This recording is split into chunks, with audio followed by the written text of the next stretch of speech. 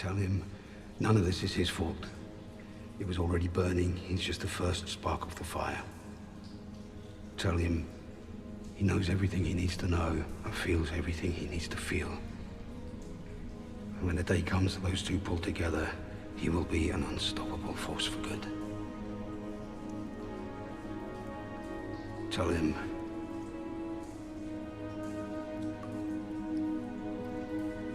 I love him more than anything he could ever do wrong.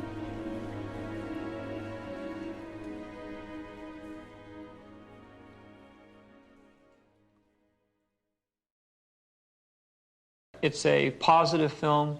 It has heroes and villains, and that it essentially is a fun movie to watch. It's been a long time since people have been able to go to the movies and see a sort of straightforward, wholesome, fun adventure. Well, it's a fantasy. It's not science fiction so much as it is space fantasy. And it's about people. It's finally about people and not finally about science. The story, when you actually put it into words, is only so much nonsense to hang a great visual experience onto. It's the stuff that fairy tales are made of. Sort of boiling down religion into a very basic concept. The fact that there is some deity or some power or some force that sort of controls our destiny works for good and also works for evil. Marvelous, healthy innocence. Great pace, wonderful to look at, full of guts, nothing unpleasant. I mean, people go bang bang and people fall over and are dead, but, no horrors. A sort of wonderful freshness about it, kind of like a wonderful fresh air. It's got whatever you want it to be. It's pure entertainment. It's like a roller coaster ride, and it can be interpreted as long as you enjoy it, which is the intention of it.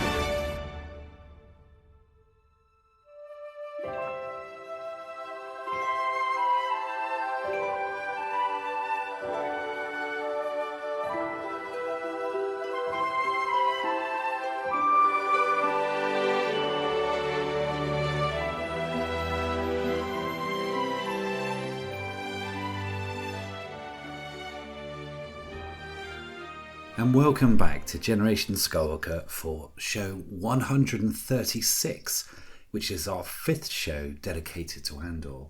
Tonight we're going to be covering the 4th arc, episodes 11 and 12, so Daughters of Ferrix and Rick's Road, what we're going to refer to as the Rebellion arc.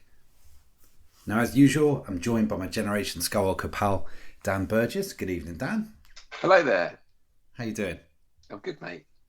Good to see you at the weekend, mate. We've just, even though this episode's not going to be out for a couple of weeks, we've just had Echo Live, haven't we? Yes. It was very good. I managed to make it down. I wasn't planning on going, but not for any reason other than I was busy with out of stuff going on outside of Star Wars. But yeah, one thing led to another and I ended up in Redditch. So yeah, had a few hours there. No, it was good. Brilliant. At a really, really good Echo Live event, which is probably Europe's biggest Star Wars collecting fair, now held in Redditch near Birmingham. So yeah, brilliant stuff. And who else did we have there? Not only did we have, and yes, it is his arc this time, I cannot wait, Anto Kreegyr, and graphic designer from Andor Season 1 and Andor Season 2, Barry, aka Baz Gingell. Hello. How you doing? Done. I'm good. It was nice to see you fellas at Echo Live. It was brilliant, yeah. Seeing you with your stand, selling all sorts of wares. You were very much undercover, and I did like it that we had some extra special autographs being signed as well. Yeah, because not being funny, I sold out of all my stock, so I had to do something. So put down some autograph pictures and see if anyone wanted one. And actually, one fella who got an autograph got it specifically because he'd been listening to your podcast. I was like, oh, I really like the podcast. It's really cool. Oh, amazing. I saw this. Yeah, that was really cool. Brilliant stuff. Well, it was nice to get. I was getting some feedback this weekend for the podcast. Oh, cool. That was great. But no, what I loved was you had your your photos there, you know, what you sign. And I think you must have said to someone, oh, you know, what's this? And they were going to buy it. And then you said, because it had a picture of Anto Kreegyr, and then you said, oh, I can sign it for you if you like. And I don't think they saw the correlation, did they? They just saw a picture of Anto Kreegyr and thought, that looks like a handsome chap. What it was I had a sticker on it, just go like autographs for like £10 or whatever, right? And then this fella was looking through, and he was looking through and going, and he goes, well, none of them are autographed. So I was like, no, just to clarify, that's me. So like, if you want it, we'll autograph it. It's just such a weird thing. Yeah. Like, it is nonsense. But I was just like, yeah, if you want me to autograph it, he was like, no. I was like, yeah, cool, no problems. And then when I left you, 2 people came back and had theirs done. So yeah, it was great, really, really good. Yeah, there were 2 hardcore autograph collectors who told me off for apparently I've had my headshotty things done on the wrong like photo paper medium, and they were like, nah, proper collectors aren't going to like this. And I was like, I'm really sorry. Well, that's you told. All right. Okay. Yeah. Well, there we go. But it was great to see. It was great to see you, and a really, really good Echo Live event. Nice one. Well, as I said, we're going to be doing the 4th arc tonight, and what we've been doing on the previous episodes, just to warm us up a little bit of an icebreaker. Feels like we've kind of already had one tonight, but little icebreaker. By the time this episode has come out, the Grand National would have come and gone. Now, I'm not a massive fan of horse racing at all, and I certainly hope that all the GGs have got over there without having any incidents or accidents or anything like that will move on. But the Grand National does bring a whole host of very, very interesting, very unusual horsey names.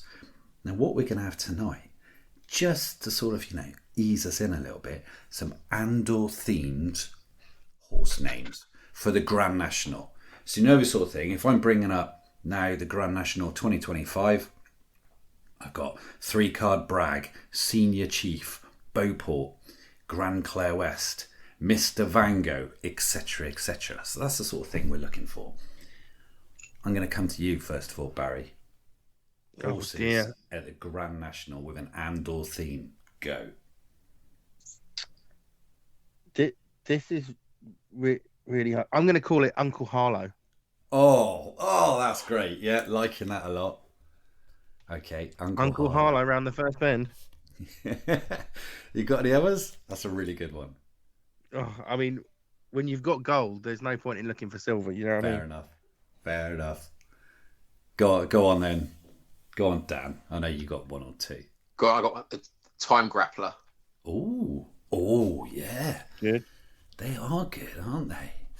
Right. Any others? Come on, Jez. There's only 2 of us tonight, so you've got to play too. I'm going to turn the tables on you. Well, I wrote down a few just thinking, just in case, because someone's going to say One Way Out, and someone will say Rick's Roads. I was like, the Manifesto. Quite like the idea of that. Claire's Coins, random. Oh, I like that.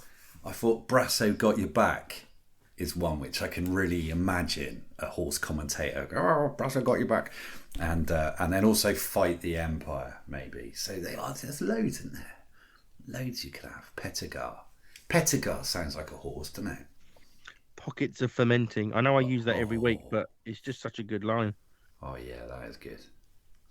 Yeah. Here's one for tonight, because I'm going to see if you boys have picked this up. Hat Trading. Yes. Yeah. Or Mosky and Cyril Hat Trading. Yeah, very good. That was a weird thing, wasn't it? Right. And that was Mosk initiated that. He was just like, right, I know what I'm doing. If we swap our hats, we're going to blend well in. No one's going to know. But whacker. Right then. Oh, awesome. So that is us. Nicely warmed up. And as I said, hopefully the horses will be all right this year's Grand National.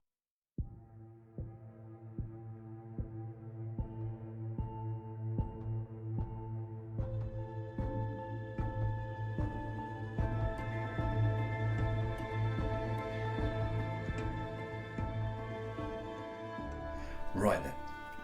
So, gentlemen, 2 episodes left. Daughter of Ferrix, 46 minutes. Directed by Benjamin Cowan and written by Tony Gilroy. what we normally do when we go through the arcs is we don't do them in sort of chronological order. We sort of group them together and say, right, this is we'll talk about Coruscant, or we'll talk about Narkina, we'll talk about various different things. But with this one, episode 11 does jump about all over the place a little bit. So I'm probably just going to steer us along a little bit. And we're going to start off talking about Andor and Melchi on Narkina 5. So they just escaped. One way out's happened. They've escaped from the prison, and you see them on the rock at Narkina. And then we go back and forth into a couple of different scenes, but then it focuses back on Melchi and Andor, and they see that quad jumper, and that's their way out. And what did you think of this scene with the old Narkina creatures? Honestly, yeah. I don't get it.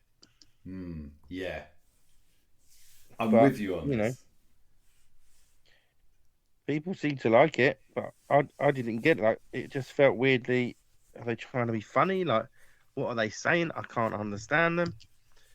Yeah, see, last week I think I was chatting to Peter, who's joined us in the previous arcs, and he was like, "Oh no, I really like that scene." And I was just thinking, maybe it's me. So you've said that. I was thinking it. Dan, come on, provide some balance here, because this is a very weird way to start an arc. Yeah, I don't. Yeah, it's. I haven't got a feeling either way about it. I think they made me chuckle when he called referring to fish as squigglies. I like that. Yeah. There's no squigglies, and I like the net they fire off. I was going to ask you if you knew anything about that, Barry. It looks very. I don't know. It almost looks like it's alive. It's like an organic net they shoot across them both. And obviously we get to see a quad jumper, which I think's only been referred to in The Force Awakens previously. Yeah, that was cool. It's in a comic book somewhere. So yeah, it's getting to see one of those fly away. But yeah, I mean, it all seemed a little bit easy, didn't it? They just run into these two and they're like, yeah, well, where do you want to go? Yeah, I completely was like, how do we get them off the planet? Oh, let's just invent two dudes that go, cool, we'll take you off the planet. Yeah, I mean, it provided an element of balance of those people who say, oh, there wasn't enough aliens. And there are aliens. You can see aliens on Ferrix. You can see aliens, Coruscant. You can see aliens around. It's just that we didn't have many on Aldhani, if at all, and there weren't any in Narkina 5. So I understand a lack of aliens, but there was, in other areas. So this was, really alien heavy. I think it was just that, doozy way sort of conversation that they had. It was pidgin English. Yeah, comic relief, isn't it? Yeah, and always referring to Freedy, and Freedy was just going "arr." Moisey Moy. Prison here. Escapers. 2Z2. 1,000 each, the offer be. One for each of us, Freedy. Better fishing on land these times here. Killed our water then, here. What? Not much squiggly now. Not much left. Yeah, it was just a bit weird, but it was just completely different to everything we'd had that far. But yeah, I think you're right. A little bit of comic relief, and it was just a mechanism to get them off the planet, as you say. Okay. And yet, quite clearly signposting that they needed to get to Namos. It could have gone down an easy road, couldn't it? He could have just killed them both and stole their ship, but it was, it's a little bit of a twist, I suppose. You're used to him just, taking people out to get what he wants, but actually there's, two people there that helped him. I don't know what that means, but I'm trying to find something good in it. I didn't dislike it, though. It's really, really weird, because up until now we recorded on Andor, this is our fifth show, we've probably recorded like 8 hours of constant positivity and almost like sickly positivity about how amazing it is, and we've just started this arc with, that was a bit of a weird scene, but we are trying to provide honest balance in our thoughts on this. So interesting that we all always honest. That we start off in the same way. I said I don't like the language. I thought the trap was brilliant, as you said, Dan. It was very organic. It was sort of squiddly type stuff, but and what it did show is that those creatures, the Narkina creatures, they weren't fans of the Empire either. You know, the Empire's ruining their planet, the prison, ruining their waters and stuff like that. So I guess, if anything, it just shows how there's growing animosity for the Empire. Just leave it with that. Water spoiled here and far. All your scum in prison. That's the Empire. We were trapped. We were trapped there. It's their prison. Oh, always the Empire here. What? What is he saying? What is he saying? He's saying alive or dead, the upper nose. Yes, we're dead. No. Let's talk. Hang on. Kill anyone they would. Kill the water, kill the squigglies. Care not a snot who they kill here. Stop the Empire. They not be killing ye, nay today. Moving over to Coruscant, and I've said this before about Clea's fascination with coins, that you do see her with some sort of cleaning device, cleaning something, which I've just written, possibly coins. I'm pretty sure she is. So, Val goes to meet her. And this is where she's like, yeah, my cousin, I understand she shops here. Are we alone? And she's then going through this whole conversation with Claire, who is just still playing that game. The game which we've spoken about, that her and Luthen do very, very well, you know, keeping up that pretense, got the mask up, but Val just doesn't have the time for it. She's really pushing the limits. Claire's giving it that, you know, we've got rules for a reason. Everything you're doing right now is wrong. She goes on to say, you know, you're off the rails. You're lucky he's not here. And then there's that classic thing. Well, Val says, I gave him Aldani, and what have you done lately? And then I think I've mentioned this to you before, the little Claire line. There's definitely something going on with Claire. I know, Barry, you can't say anything about Andor 2. But that's correct. Yeah. But the lines, I mean, all right, I'm going to come to you then, Dan. I don't have lately, I have always. I have a constant blur of plates spinning and knives on the floor and needy, panicked faces at the window, of which you are but one of many. She's a busy lady, isn't she? Do you share my thoughts that she is Luthen's equal? Is she Luthen's boss? Is Luthen sort of her boss? What's going on here? I think Luthen's her boss. I mean, until you start working, she's very one of these characters that she just kind of blends into it. She doesn't really stand out to me in any way. I think maybe it is almost a red herring with her. She's kind of always there, but she's not, if that makes sense. Yeah, I don't really get much of a reading off her other than she's trying to protect Luthen. That's the best I can come up with right now, mate, to be honest with you about her. For sure, she's trying to protect him, no doubt. I think there is more to her, or maybe that's just, again, the very sort of clever writing when people guess in.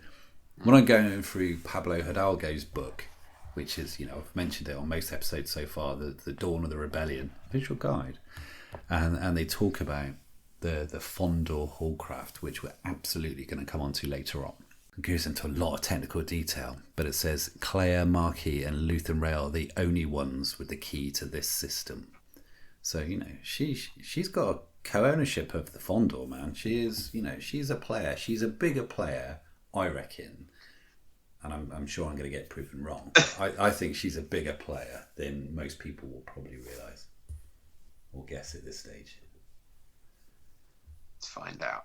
Yeah, we're going to find out. So whilst we're at Coruscant, yeah, there's a little bit about, because there's not a great deal of focus really Coruscant here, but Mon Mothma talking to Vel about her issues. You know, you see Leader, the daughter, chanting and doing all her Chandrilin chanting and talking about braids and everything. Don't tell me you're taking proposals. And she's like, oh, I'm in so much trouble. And there's that whole discussion there. And there's just one thing which I just thought about mentioning. She's like, 400,000 is missing. And then they're talking about Luthen. And Mon Mothma says, I found a solution. And then they both sort of look with horror, you know, to Leader. And everyone knows, because we knew, because we had watched the previous episodes, right? And I was just thinking about war. And when people say, oh, that person's paid the ultimate sacrifice, You know, they've lost their life in you know, fighter pilots, soldiers, or what have you. They've paid the ultimate sacrifice.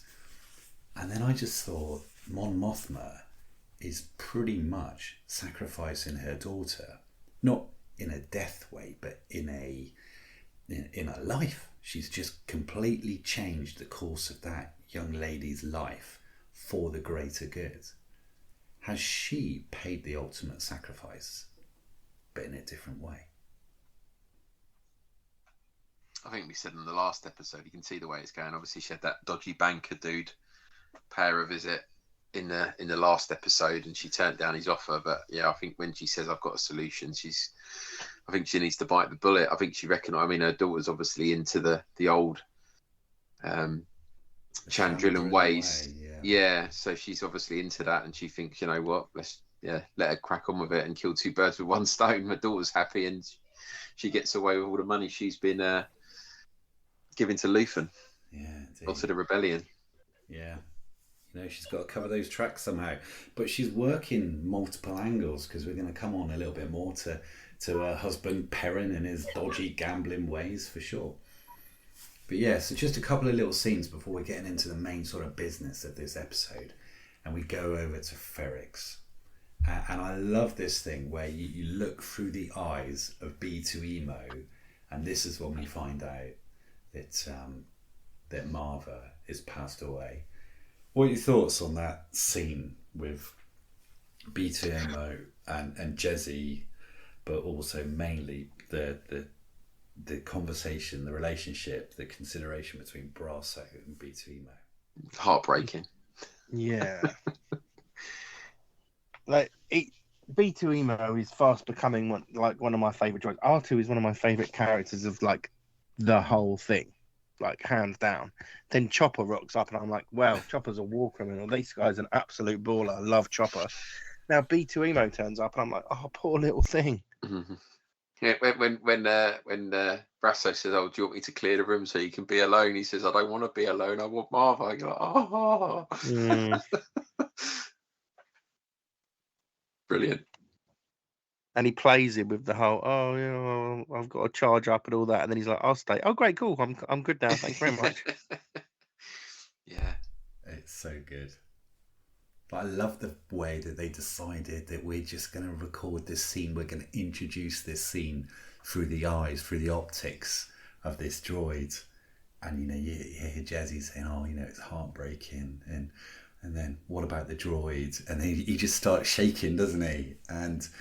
But the way in which Brasso talks to him like a human being, like a child, you know, coming down to his level, talking to him, being really, really polite, and then you know, giving him this mission about, oh, you need to go off with Jezzy, and daughters of Ferrix need you on a mission of grave importance. It's just, yeah, really, really sweet. You said in the first episode, Barry, that, you know, from a best friend point of view, you know, Brasso's there, isn't he, for everyone?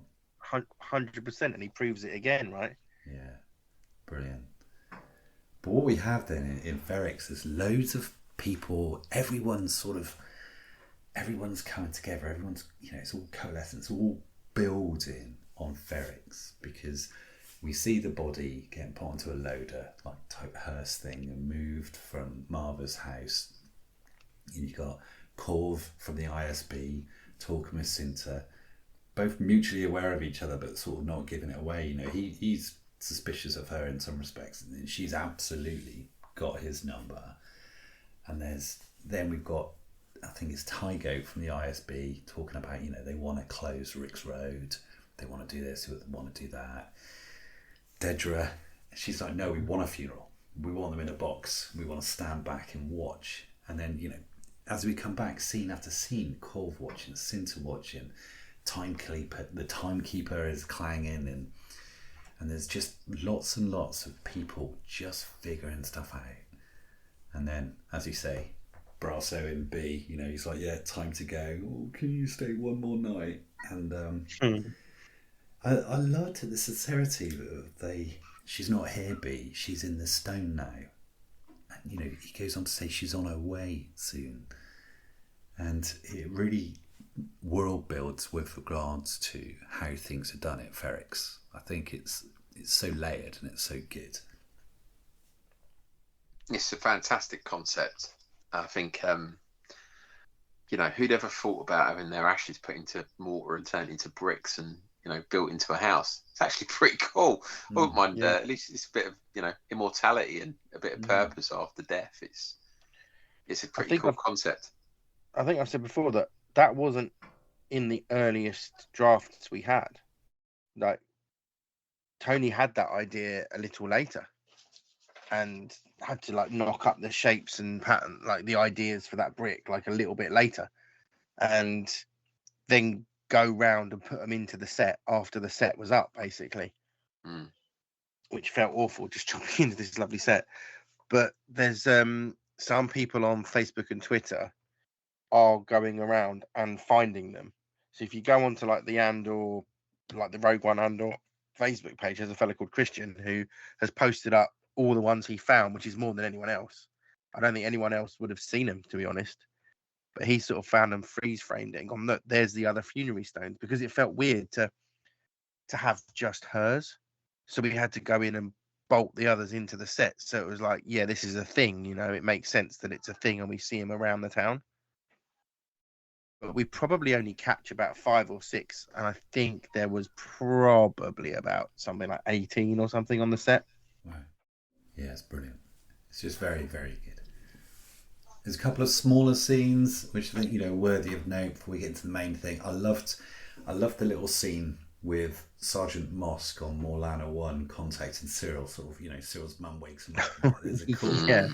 And clear communication breaks down. He's saying one thing and he's like, yes, and he's answering a question which wasn't actually asked, but really, really good scene between the two of them, clearly informing Cyril of, get yourself to Ferrix, get back to Ferrix.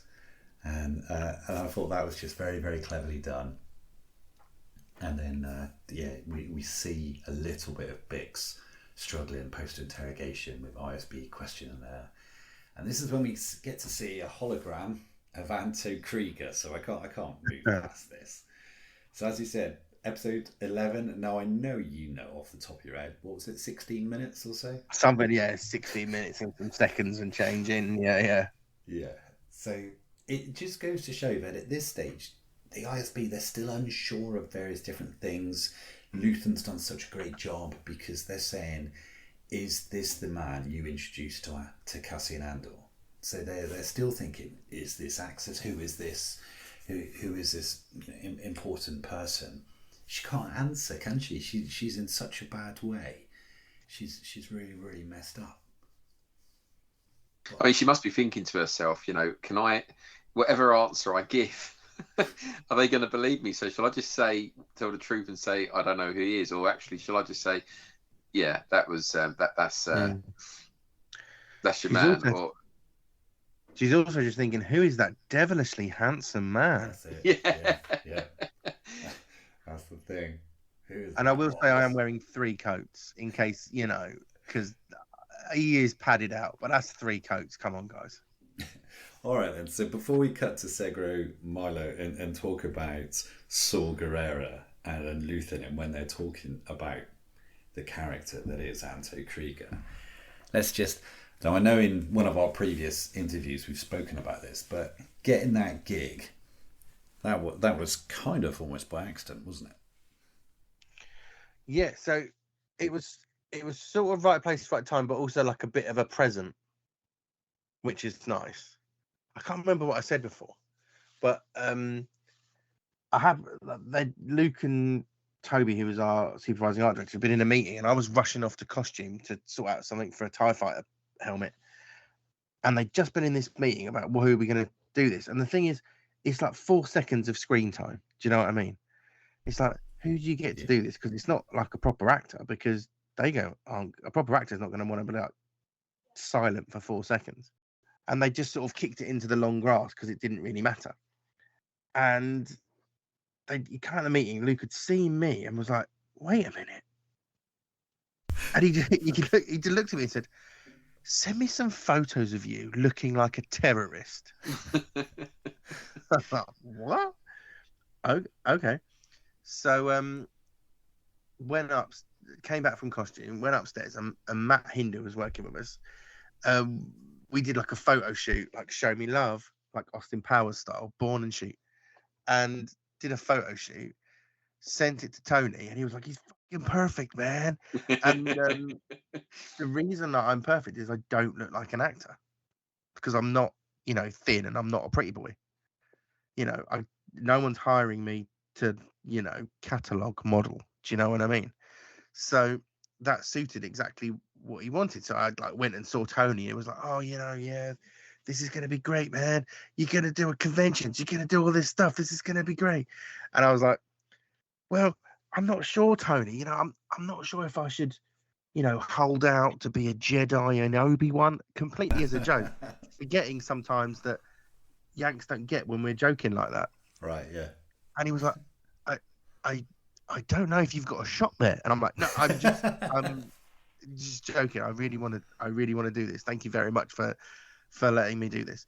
And yeah, that was it really. And it was really fun. Like, I got to go to Michael and he dressed me up, tried out a few outfits, had a weapon at one point, but I went, oh, it's a little bit cosplay. And he was like, oh, you're right. And now I feel bad. Like I was saying to this genius man, it's a bit cosplay. But he was like, yeah, right. So I didn't have my weapon. They took loads of photos of me, and then Tony approved it. And then you go to Clear Angle Studios, which is a little bit Pinewood, and you stand in this giant cage where they take like 500 or 1,500, I forget, however many photos in like a 3-second window, and they flash you from like top, middle, bottom. So they've got you lit from all angles, and all that information is fed into the computer. So they have you as a 3D model that can be rotated and lit from any angle they wish, and turned into an action figure. Well, that is the dream. So as a present, they did give me I've got a 6-inch like a Black Series scale Anto Kreegyr, articulated and everything. Oh wow. Why have we not seen that? Why have we not seen it? Oh, it's tucked away on my desk actually here. And it's grey, and Dom, my good buddy Dom, made me a little card, and it sits on the bubble on the card, but it's just blue tacked down. And the idea is that, because I am a tabletop wargamer and I like painting models. Yes. And if anyone is interested in tabletop wargames, I currently do a podcast for a game called Bushido, and we're called Arashi's Fanboys. Come check us out. But I am going to paint up my figure so cosplayers have a chance of replicating all the colors, because I'm just blue, but he's got like a green jacket, and that body warmer's like a yellow, like a sandy yellow. There was a little symbol on the jacket on the back, like a razor bladey symbol with like holes in it. So if I can paint up the figure pretty much exactly as I was, then it gives people a shot if everyone wants to cosplay, because I rather arrogantly thought some people might try and cosplay him at Celebration, because it's a simple enough cosplay, big fat bald dude, and there's plenty of us in the Star Wars community, do you know what I mean? And / majority, and it's just with a little bit of jacketing and body warming, you've got yourself a cosplay.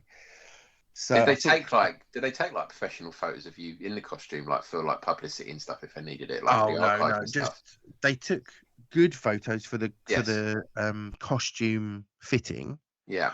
But nothing where it's like a proper photographer and he's like, show me love, give me rebellion. Do nothing like that. Do you know what I mean? But like if you went on another project and you got back into the Lucasfilm archives, would you be able to look up yourself in that costume? Would there be? Yeah, my photos are on there. Yeah, that's cool. Have you gone back and looked at them on season 2 just to see if they were there? Maybe I did.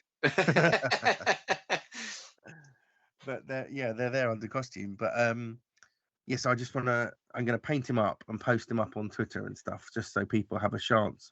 I keep not getting around to doing it, but I really should. That'd be a good thing to see.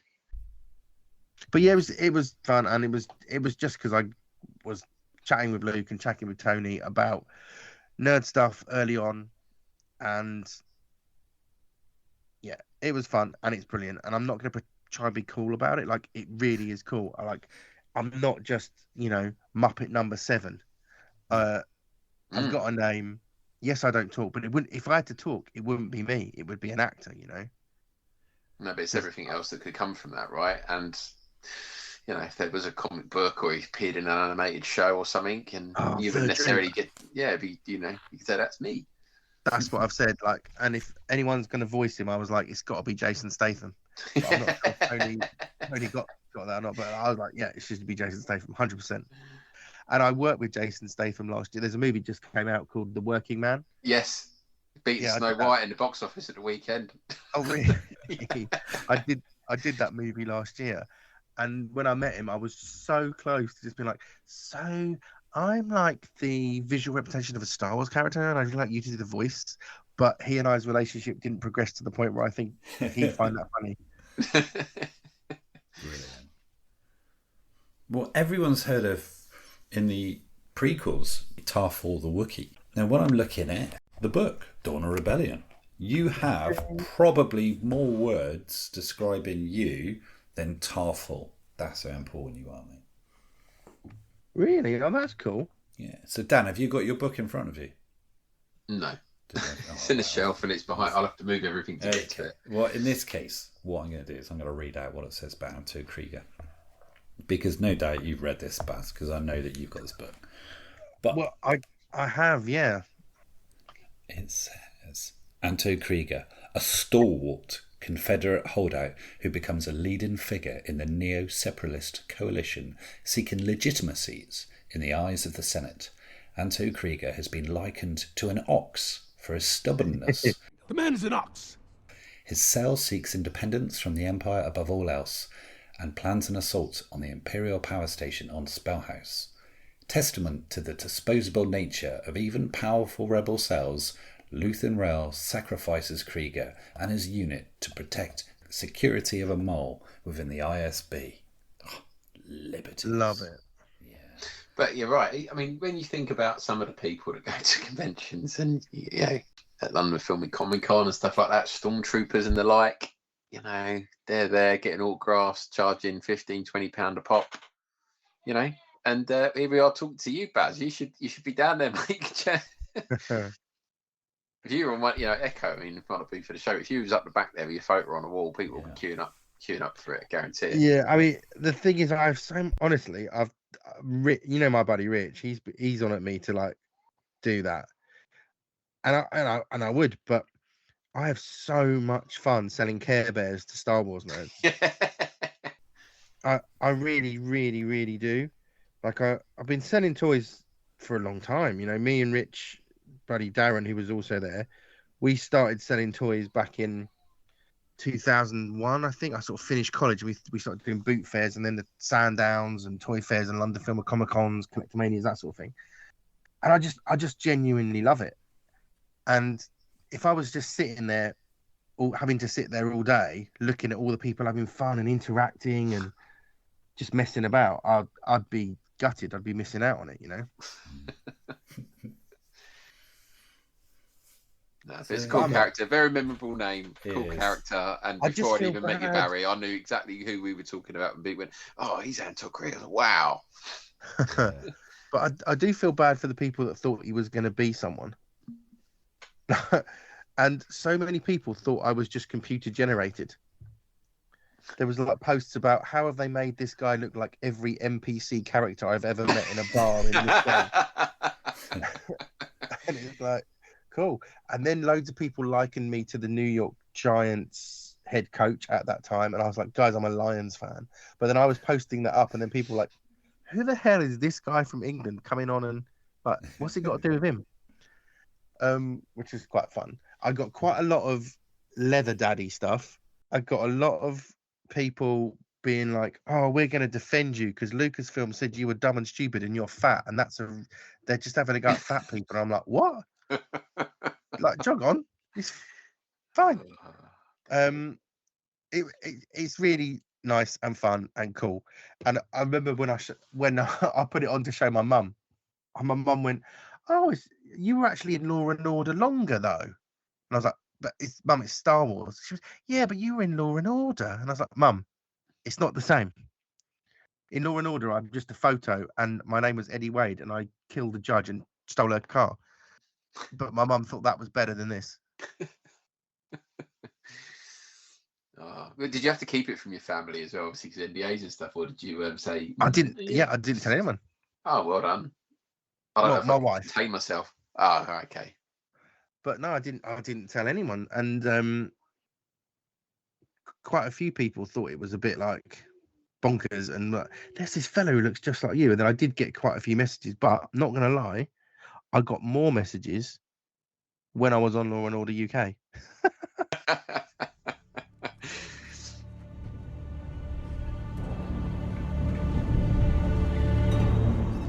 I'm in. I'll do it. Do what? Spellhouse Power Station. Tell Kreegyr I'm in. Tell him I'll bring air power, where we take tactical orders from no one.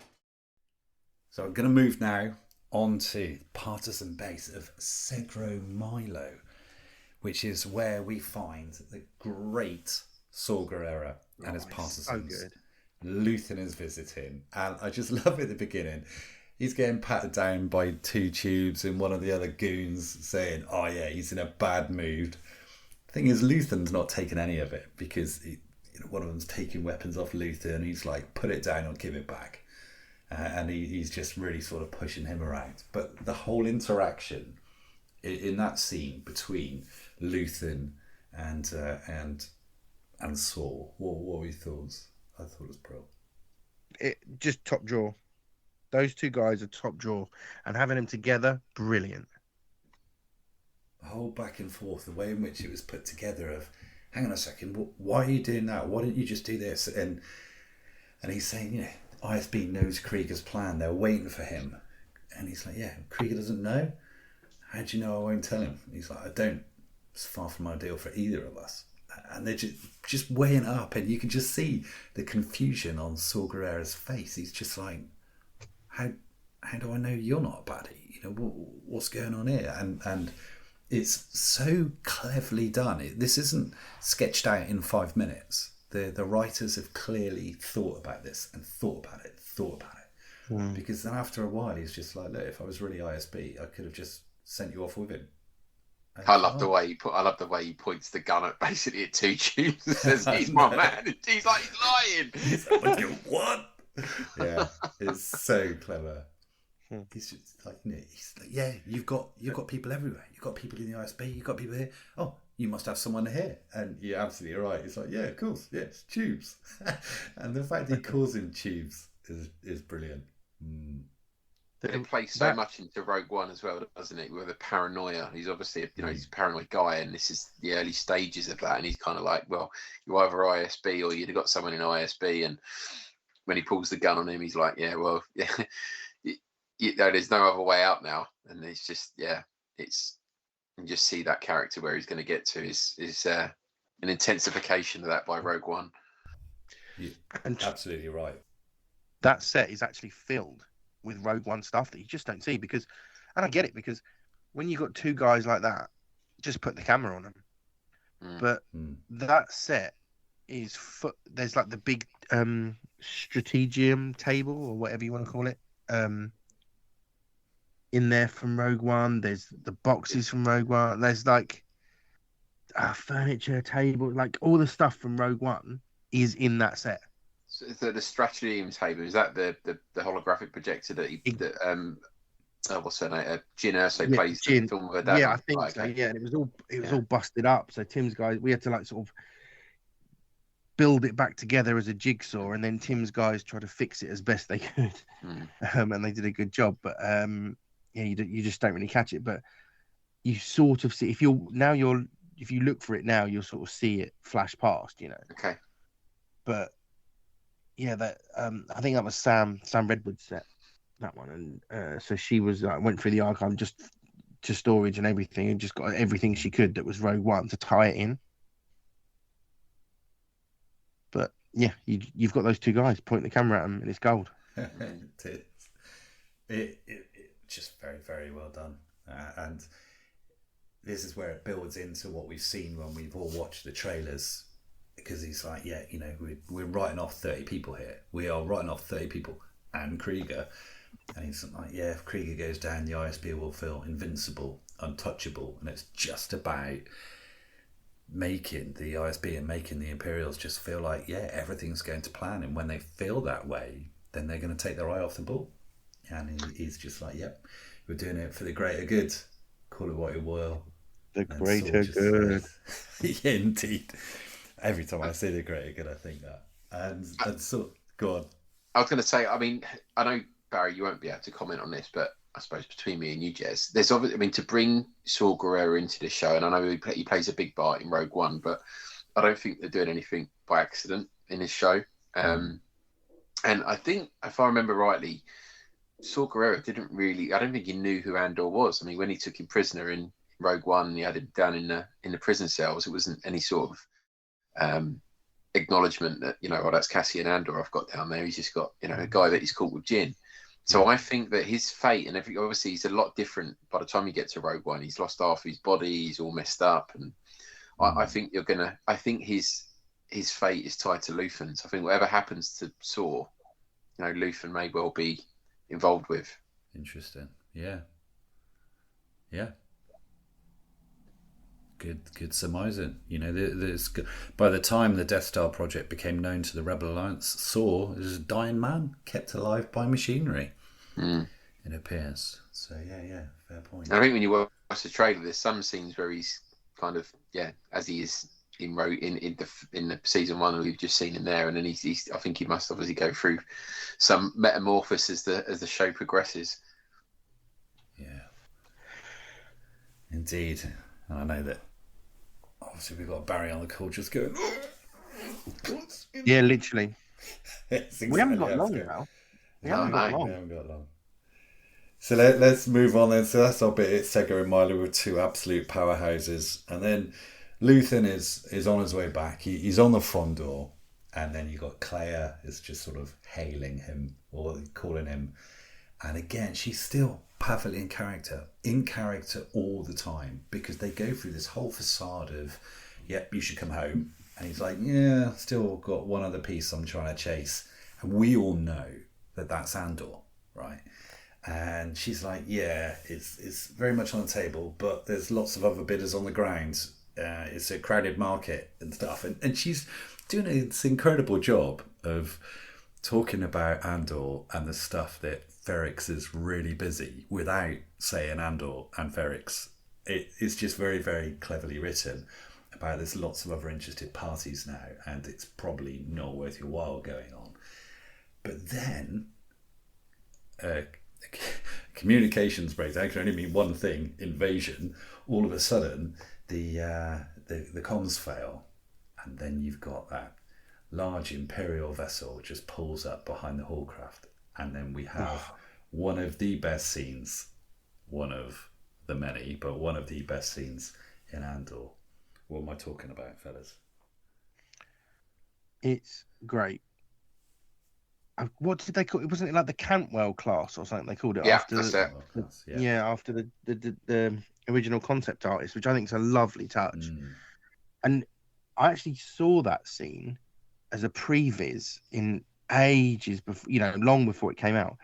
And I think that the TJ Falls and Mo and Leo and their team had come up with that as like, look, we've had this idea. What do you think? Because I don't think it was scripted. It was just like dogfighting. Do you know what I mean? I think they just said, we've had this idea for like lasers and these projectiles coming out the back. And it's like, I remember watching it as like quite a blocky previs and just thinking, that's brilliant. Yeah. It's a superb scene for a show that's, there isn't huge amounts of there are big action set pieces in it, but there isn't really anything that's airborne. I mean, I suppose you got the Eye of Aldani, but this is pure Star Wars. When he's flying around the bridge of the Star Destroyer and this TIE fighter's chasing him, it's proper. But I love that when he's just when they're locked onto him and he just switches all his countermeasures on and just fires all those rockets out the back of the ship, and I just stood there like. And then when he's got the twin lasers and he's doing, he's tumbling through and he just takes out those 2 TIE fighters, you're just like, wow. And the guy's just stood there. There's smoke from the TIE fighters when they've been blown up, and he just stood there staring at the windscreen at his shattered satellite dish. Brilliant. Do you remember me saying a few episodes about how Mark Harris did sets and like the old school way with like foam board and red dots? Some of the walls on that spaceship are that. Right. Okay. Because that ship's actually a redress of the Aldhani control room. Oh, right. Okay. Because you've only got a certain amount of space, and if you build something, if you can use it again, then you make the money. So like, the lift's taken out, and then walls are put in, and yada yada yada. But yeah, I'm sure a couple of those walls are just black foam board, or panels are just black foam board that Mark stuck red stickers on, which blows my mind every time I watch that scene.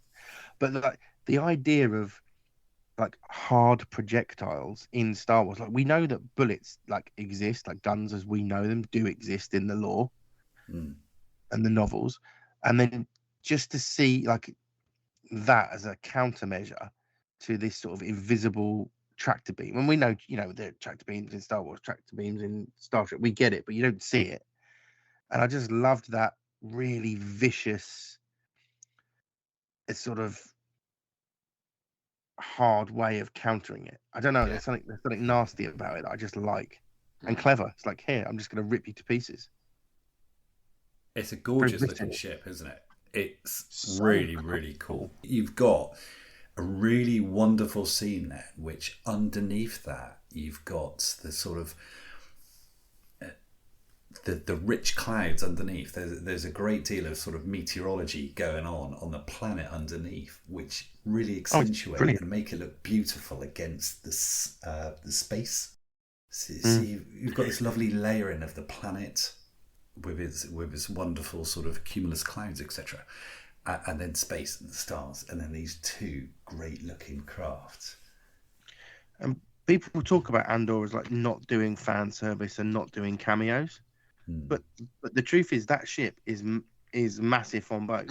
Like, you've got like neckbeard Star Wars fans like us, like being Leonardo DiCaprio in the chair going, oh look, point, because we all know that ship from like the art books and concept books, and we just have seen that sketch, and there it is. I do like the inclusion of the TIE bomber as well. I'm not quite sure how that's going to go up against a ship, but it's nice to see a TIE bomber. And, I think though, like you say though, the Fondor is beautiful ship, and when you look at it closely, especially when it's some shots not necessarily there, but when it's landed, it's definitely got some Millennium Falcon vibes going through it. Where you can't, you've always got that, the bun and the burger in the middle of the Falcon. You've got that sort of all the Ghiblis and all the detailing that strip along the middle, and it's got that docking port on the side. It's definitely got a Millennium Falcon flavour to it, and the wings that fold up, and definitely need some sort of model kit, or it'd be so good. Hot toy would be cool. Yeah, absolutely. Bring this out as a HasLab. It just looks well. We just didn't get enough Andor merch. I've said it before. I'll say it again. We didn't get enough Andor merch. And if there's one job that I would want, I want to invent a job where and I don't know what I'd call myself, but I want to be a bridge between the production and franchising, and just be like, right, I'm watching the show, I'm looking at the scripts, I'm on set, I'm going, right, this is your action figure. That's going to be the hot action figure. Like, that's the ship. We need this ship. And I know that the lead-in times on Lego kits are incredibly long. So, I'd love it if they did a Lego kit of that. That would be bonkers. But the tac pod one, that had to be signed off like proper early doors, to be able to get the tac pod out. And I think some people don't even know that there is Andor Lego, that there is a tac pod. I remember that coming out. Cyril and Luthen, yeah. Well, the thing is, right, so like when we just got back from Echo, I hadn't seen the Ghost. I've obviously seen pictures of it online. I hadn't seen the size of the box. I've got the Razor Crest, and that's a beast. But gee, Christ, that box is big. It's massive. It's ridiculous. I didn't know it was that big. Yeah. So, I mean, I would back a HasLab for a mid-sized ship, which I imagine that would be, for $150, and people would go mad for it. They'd easily smack if they don't think they've got the market to mass produce it and sell it in Smith's Toys and all the other the Entertainer or whatever. Then HasLab it, give it to us that way. Yeah, because I do think that they think, and you understand, I don't have any. This is just gut feeling. I'm not important enough to be in any of these meetings, but it does feel like they don't have the confidence in us to back it. To do the match. Like, do they think kids are buying this stuff? Because they're not. Like, it's people like us are buying all this merch. And the HasLab, you're right, like, is a way of doing it, like, sort of safely. But then also, you get massive fan backlash when a HasLab doesn't go. And I've said it before, but no one hates Star Wars more than Star Wars fans. And the only ones that have failed though have been the Black Series ones. So the Reva lightsaber and the Rancor both failed, but the Cantina was good. Razor Crest was good. The Ghost was good. Do a vintage collection for Andor, and I think people would love it, especially if they do it like in a few weeks' time. They could do it in a few weeks' time when the show's out, celebrations on. Here's the next HasLab. Boom. Could you imagine that with a different stance, so the wings can fold and go into their sort of more attack position, and then what you've got are attachable, because the weapon system is called a tandem continuous stream particle beam emitter. So your wings come down and they just then show this particle beam emitter, and then very much like with a hot toy where you can accessorize things and stuff like that, you can have it on a stand at an angle and you've got these two red emitters coming out. That looked pretty cool. I mean, the problem we've got is when season 2 drops, we're all going to want that TIE fighter. I'm telling you now. It's not a problem. Twin pack, $350. I'm in. Oh yeah. Figure-wise, I know we're way off topic, but sorry, I'm still hyped from Echo.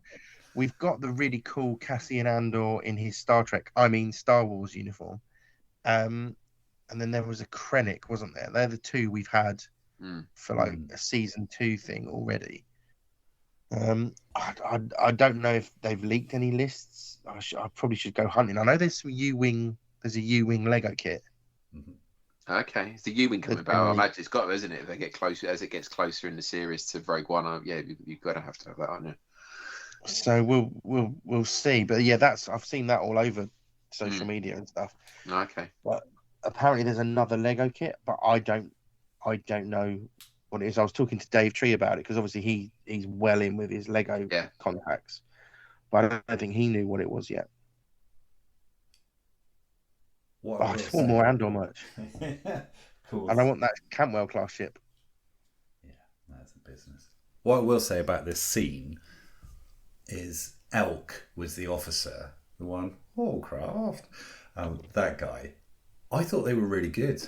As a drilled team, the Imperials weren't those sort of clusters who were there at the beginning of Ahsoka, who were sort of the rebel chancers who were just like, not very well drilled and taking risks and stuff. He was there on his bridge, and whatever he said is people were jumping, and it was like, right, we're going to do this, we're going to do that, and he's like, right, I want a boarding team, and then immediately someone's like prepped and ready to go, and then he says, I want this, on it. So what you're seeing here is Luthen besting the best the Imperials have got at that stage, is what I'm thinking. Because they weren't clusters. They weren't just fooling around or anything. They were all on it. They appeared to be on top of their game, yet all of a sudden, bam, you're gone with these countermeasures. And I must say, when those countermeasures hit that ship, the sound and the visuals, I mean, ILM, Skywalker sound, whatever, that was film, top tier, film quality sound and visuals there. It was stunning. Countermeasures armed. What is that?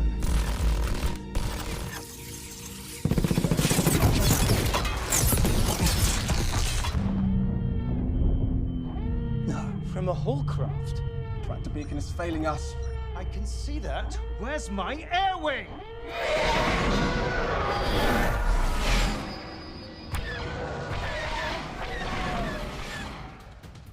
Tractor beacon is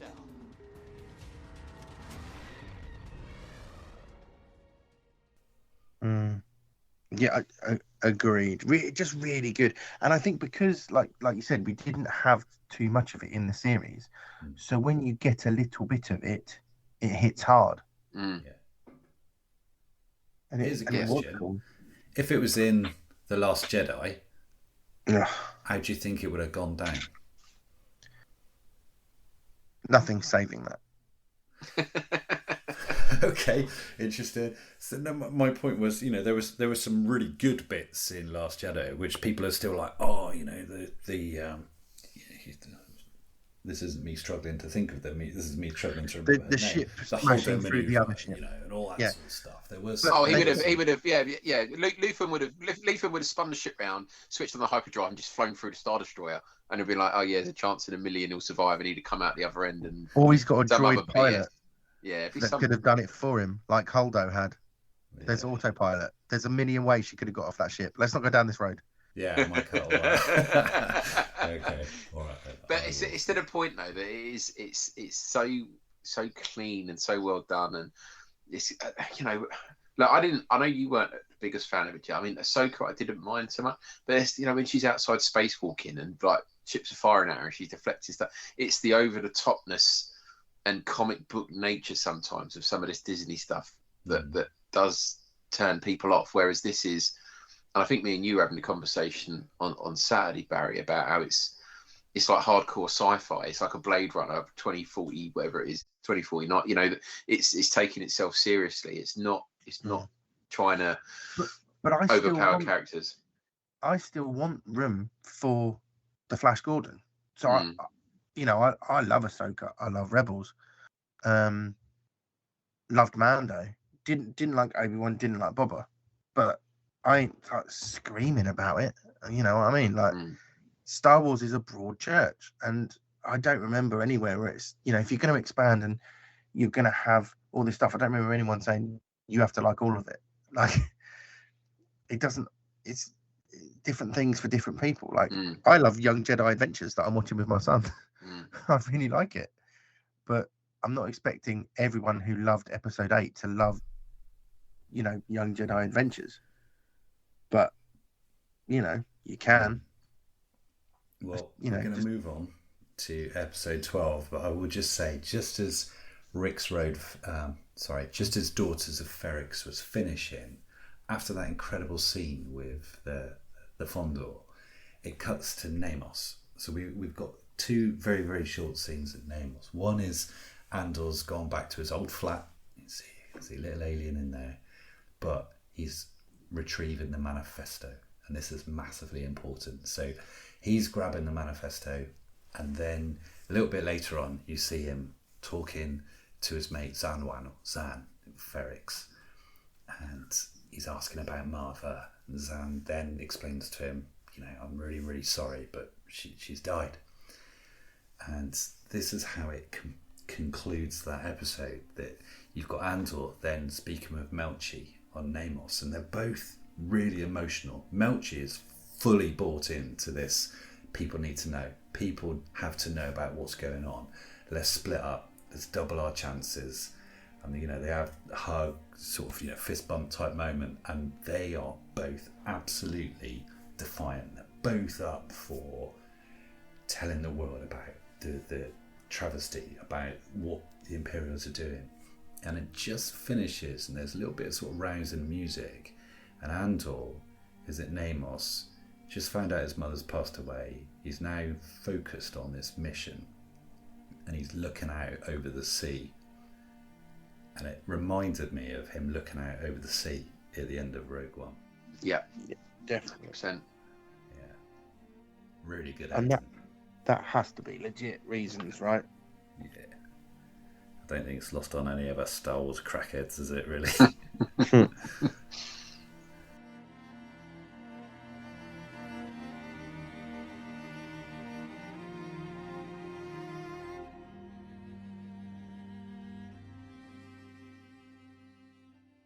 Yeah, so it's all building. It's all building, isn't it? Up to episode 12, Rick's Road, the longest episode, 57 minutes.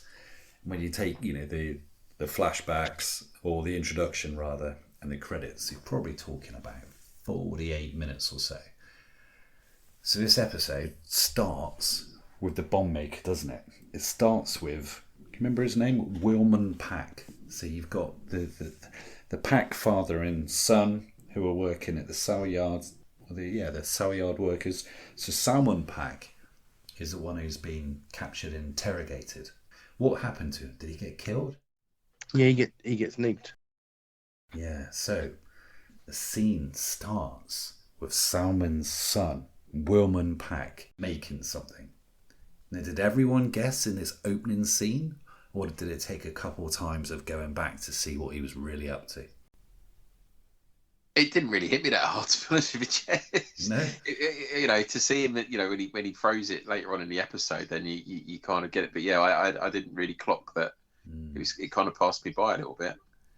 Well, it's really weird because they come back to it several times. So right at the beginning, it starts with this bomb maker, and then you have more flashbacks, bomb maker, and then at one stage he's doing it, and very much like where we've seen these hollow projections of Andor at the beginning and Anto Kreegyr as well, he is there with a holographic projection of his dad, and he's just got tears in his eyes, and he is one man focused on revenge.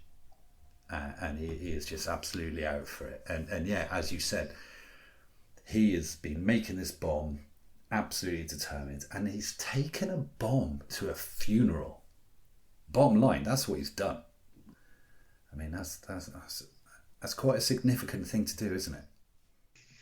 I mean, it just feels representative of like the people in the streets on a riot, pushed to the edge. It's always tricky when you deal with like terrorism and terrorists and that kind of vibe.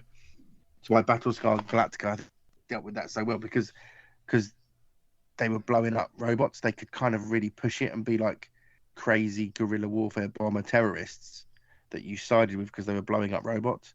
But here it's like it's people when it's a little harder and you got to like tread more carefully. But that's what he's doing, isn't it? I think they tread really carefully because, all right, we've just jumped through. Dan, you said about, when he chucks the bomb at the end, anyone who's listening to this show will have seen it, will have known what's happened. But it's quite significant that he's been making this bomb through it, and he's taken it to a funeral, he's thrown it, he's got involved, and he's managed to escape at the end. Didn't say a single word in the entire episode, but acted his backside off. But when you watch these two episodes back to back, and at the end, when you're getting, you said about, obviously, I know I'm jumping back now, but Cassian finds that, what's the word? What does he find? The manifesto. He finds the manifesto, and you get the voiceover from Namek. Yeah.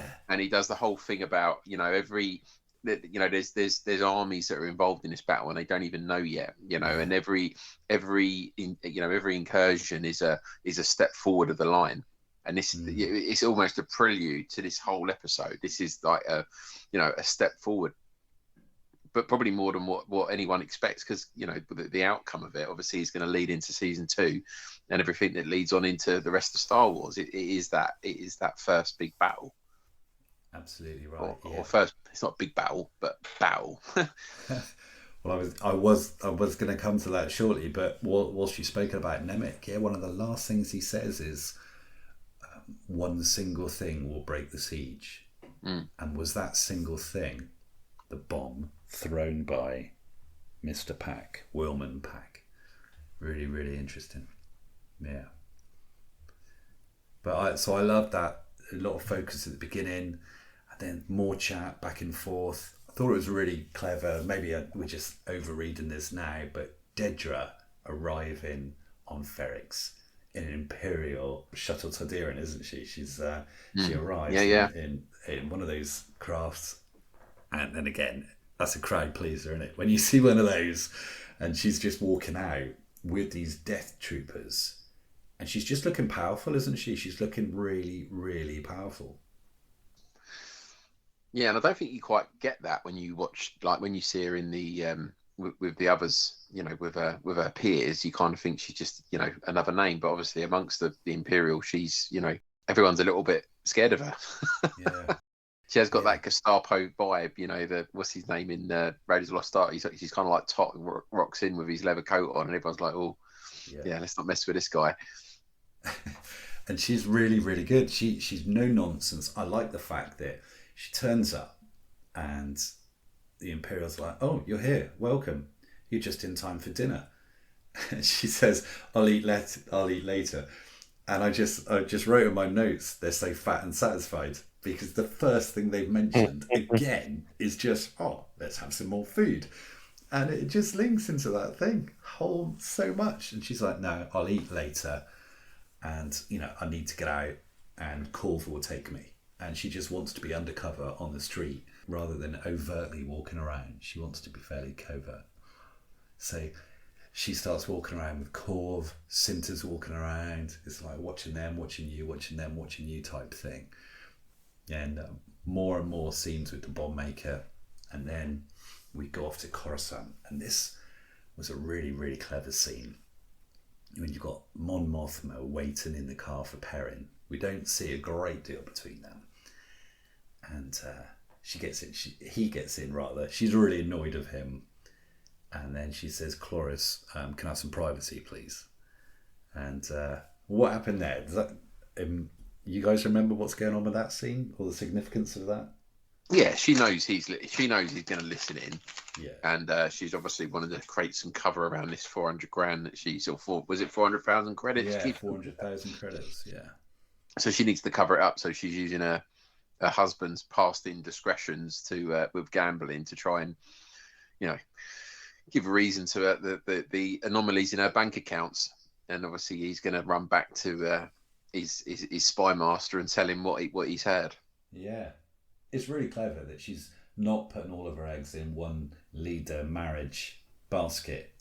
And she is trying to think of other things as well. And, you know, knowing that, you know, your friend from Dramarama was there listening out, I just thought was very, very clever.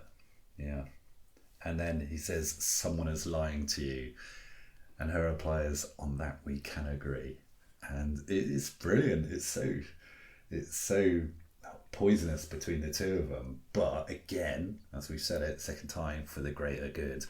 We know that we're just sending Cloris off on a wild goose chase. More and more relationship troubles though, as we're back at Ferrix, and Vel finally meets Cinta. They're now reunited. And it's not quite as Vel wants it to go down, because you can almost see that she wants a little bit of sort of tenderness and time between the two of them. But Cinta is just absolutely focused. She is just wanting these people out, and she's like, "Yeah, this guy's watching me. He's ISB." And Vel's like, "Yeah, good to see you too." And yeah, she's clearly annoyed. And then that's when we see Andor arriving, and there's just more moving around, and there's just lots of posturing and people moving into places in there for this final little push. But it's Clem. It's the flashback with Clem. The Clem funerary stone that I really like. What did you guys take away from that then? The whole Clem talking and Andor having that sort of recollection of the father who he lost. Well, part of me thinks, like, is this, you know, when he's, and I know there's some controversy over the age and the 6 years old thing and all this, but like, right. It feels like that's when his fight started for me. Like the Imperials kill his dad, so he's like, "Cool, I'm against the Imperials." Yeah. I think as well that, I mean, him, you know, it's just the scene where I think I'm still trying to figure it out when they're cleaning. He's showing him how to clean that piece of equipment and says, you can get these, and he says something about looking down and all people don't, all they see is the rust. They don't see past the rust. And I'm still trying to figure out the meaning of that. I think there's definitely something to it. I don't know if you figured it out or not, Jez, but I got something with that. I'm glad you picked up on that, because he's given it the man who sees everything is more blessed than cursed. That's it. Yeah. So he's talking about seeing. He's talking about the man who sees everything. And again, it's that classic, it's like those old lines about, the wisest people just look, the quiet ones or what have you. But people don't look past the rust, not as though eyes open, possibilities everywhere. So he's talking about looking, he's talking about eyes open and possibilities everywhere. When you then come back to it, he's having another one.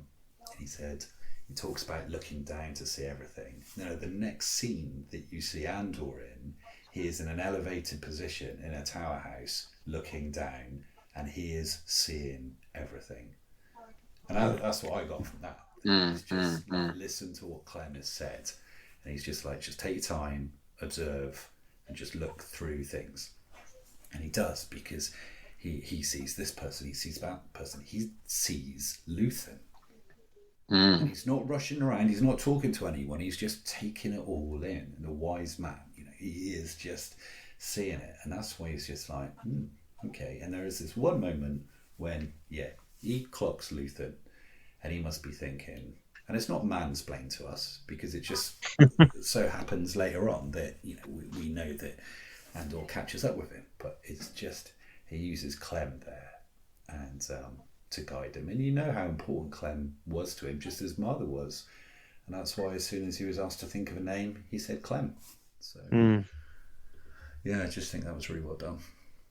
Yeah, it was. But it's sad. Yeah, it really is.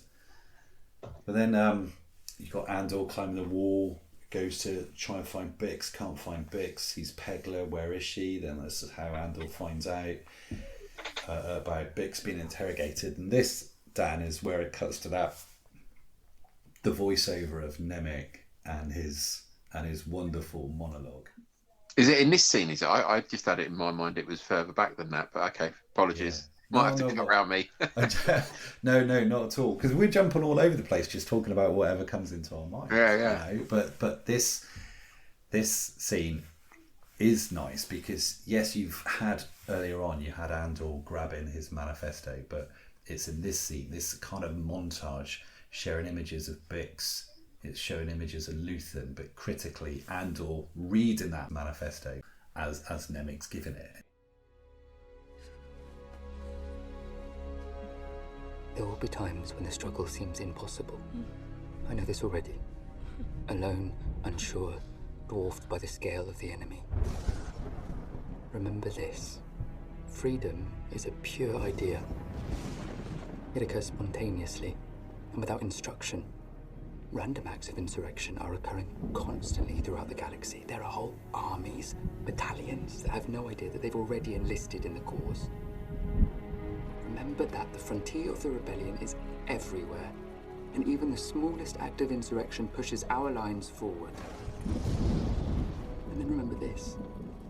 The Imperial need for control is so desperate because it is so unnatural. Tyranny requires constant effort. It breaks. It leaks. Authority is brittle. Oppression is the mask of fear. Remember that. And know this. The day will come when all these skirmishes and battles, these moments of defiance, will have flooded the banks of the Empire's authority, and then there will be one too many. One single thing will break the siege. Remember this.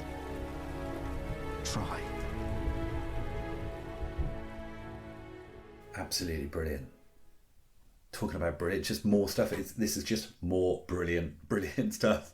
Well, you've just got the tension's building now, isn't it? So all the players are in place. You've got Deirdre there, you've got Cyril's there, you've got Luthen's there, Val's there, and Cinta, and it's you're just that music's starting up, isn't it? They were starting to march through the streets, and it's I know it's kind of in universe music playing, but I know, and I think you said it in the very first episode, Jez, about, you know, the music hasn't hit you that hard, but I disagree with this. I think some of the music in this is absolutely superb, and I do think as well. I think it's testament to the music. They haven't relied once that I can think of.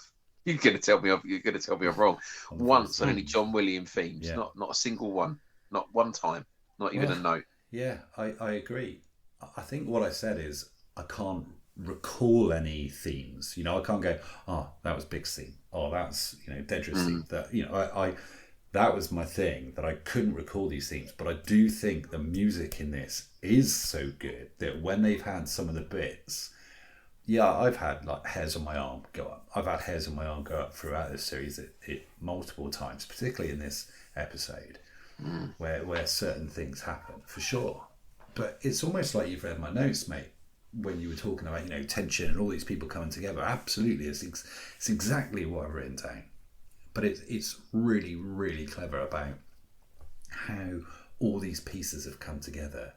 Dedra talking about, you know, laying the trap. You know, they're setting up a killing field here about, you know, we want this, we want that. But she's been very particular. No snipers. Absolutely no snipers. She is so good in this. Now, I know in the trailer we've seen a picture of her, you know, gasping for, you know, is she being choked? Is she being goodness knows what's happening to Dedra? I've just written down, I hope she survives. I want to see more. I hope she survives Andor Series 2. Probably won't. But if there was a secondary, you know, I'd love to see a secondary sort of spin-off series of other stuff going on. I think we mentioned it before about other ISB bits and pieces. But yeah, it's great. ISB stuff, right? We said about Cloris, the driver. He's then reporting. We haven't heard from Blevin in a while, since Blevin got massively embarrassed, you know, and he got his stuff taken off of him for Dedra. Cloris is reporting to Blevin, and they fall in for this whole Mon Mothma ruse with regards to Perrin and stuff. But then, well, whilst that's happening, you've got the ISB guy going, oh, Kreegyr, we're just about to get briefed on Kreegyr. And what I hear here is, I think this is the first Star Wars gossip in canon. Because they're like, oh, guess who's not happy about this? And then one of the other goes, she's listening in. And then someone's like, yeah, Partagaz is trying to calm her down now. They're all sort of mutually slagging off Dedra, you know, the one who we love almost, apart from when she's interrogating Bix. But yeah, all the ISB people are like, oh, guess who's not happy about that? And again, this is that constant tittle-tattle, the bickering is pointless, the constant arguments and the lack of cohesion amongst the ISB or amongst the Imperials. Those people in the ISB who aren't in Dedra's gang slag her off. Yeah, I think it's you know, as well, and they talk about it again. Emperor gets a mention. You know, it's wipe the taste from the Emperor's mouth, or the it's wipe the taste of Aldani from the Emperor's mouth. That's what's important here. Yeah. He calls it Dedra again, though, doesn't he? Partagaz. He's like, Dedra, you're missing the point. That's pretty brutal when, you know, one of your superiors is saying you're completely missing the point. So they're all convinced that Anto Kreegyr was behind Aldani, and you know, he just says to her, find access. So she's clearly not happy.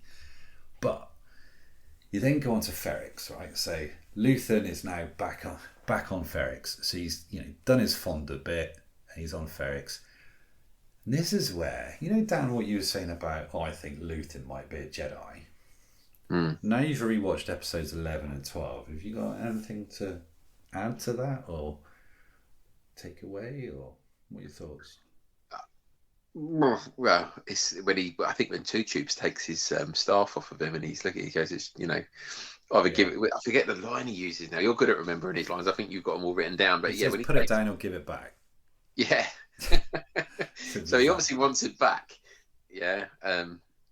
I mean, I don't know. You know, No, you well- just mentioned Deirdre getting choked out. Maybe that was Darth Vader, and maybe Darth Vader kills Luthen. I don't know. Right, this is what I've got. This is my latest one, and this is where you've got Barry just going, oh, can't say anything, can't say anything. Or Jez, you're way off track. Luthen, back on Ferrix, he's on a cool-looking speeder, and he pops his hood up. He looks like a half Jedi, half Darth Maul, right? And this is where I'm like, ooh, okay. Because he's now wearing black, right? And he's got his black thing up, he's got his hood up, and he's on this speeder, and it reminds me of when Darth Maul was on a Darth Maul speeder, and he's going after his prey. He's going after his target. Luthen is there to kill Andor. Right? So he's there. And then I was like, oh, hang on a second. When we cut back to that previous scene on the Fondor with the double-bladed lightsaber, the Fondor, Oh yeah, it's got a double-bladed red beam emitter, right? Nice. So I know that my mind is just playing tricks on me, and I've just clearly had too much spare time when I've been out running. But I'm just like, that is a Darth Maul lookalike in a Fondor ship, which has got red double-bladed lightsaber thing coming out of that. I like it. I like it. Barry, stay quiet. Keep bite your tongue. NDA. But there was one other bit then. So whilst I'm talking about Luthen, I'm jumping all over the place tonight. Sorry, fellas. But when they're on Ferrix and Luthen, he's looking, you know, he's dressed in black and he's there and he's after Andor, right? And I've got all these notes after having watched it a few times, and I'm like, yeah, Luthen's looking serious. And then I wrote at one stage, Luthen's looking like the Grim Reaper. And then it made me think of Chirrut on Rogue One, when Chirrut says, you know, did he look like a killer? And he's making reference to Andor. Yes. And then he says, the Force moves darkly near a creature that's about to kill. And I was just like, yeah, it's all linked. You know, Luthen is moving like he is someone who wants to kill, because we know he wants to kill. He was talking to Vel about this, and Vel, they would talk about the ISB, and he's like, no, that's fine, because Vel was panicking. And he's like, oh, you know, the ISB want him. And he's like, yeah, that's good, because they want to keep him for questioning, and as soon as they've got that, we'll kill him. You know, we'll kill him before he gets to talk. But there's all these things today which are making me think that Luthen, I would say, is a Force user more so than a Jedi, possibly, maybe ex-Jedi, but definitely with sort of Darth Maul roguey tendencies. But obviously we know he's a goodie. But yeah, weird. Yes, it would be cool. It would be cool if he's. I wouldn't be disappointed if he's not either. But yeah, it's nice to. It's nice to have these. You know, that's part of the fun, isn't it? Is talking about this stuff. That's exactly I wouldn't be. I wouldn't be disappointed if he isn't. I'm not gonna be one of the. Was it what were they called when Last Jedi? Rise of Skywalker came out. Not the Kylos. Was it the Raylos or I don't know. The Knights of Ren. Who got the people who wanted Kylo Ren and Rey to have a tryst. I think they were writing like 50 Shades of Grey kind of stuff about them, and it was all a bit weird. And yeah, they got a bit upset when they didn't end up together at the end of the show. Yeah. Yeah, I'm not gonna be one of them. I'll be quiet. No, I'm not gonna get worried. I'm just pleased with what we got. Don't bite the hand that feeds you. And I'm yeah. So they're on Ferrix. You've got more stuff going on. You've got Brasso.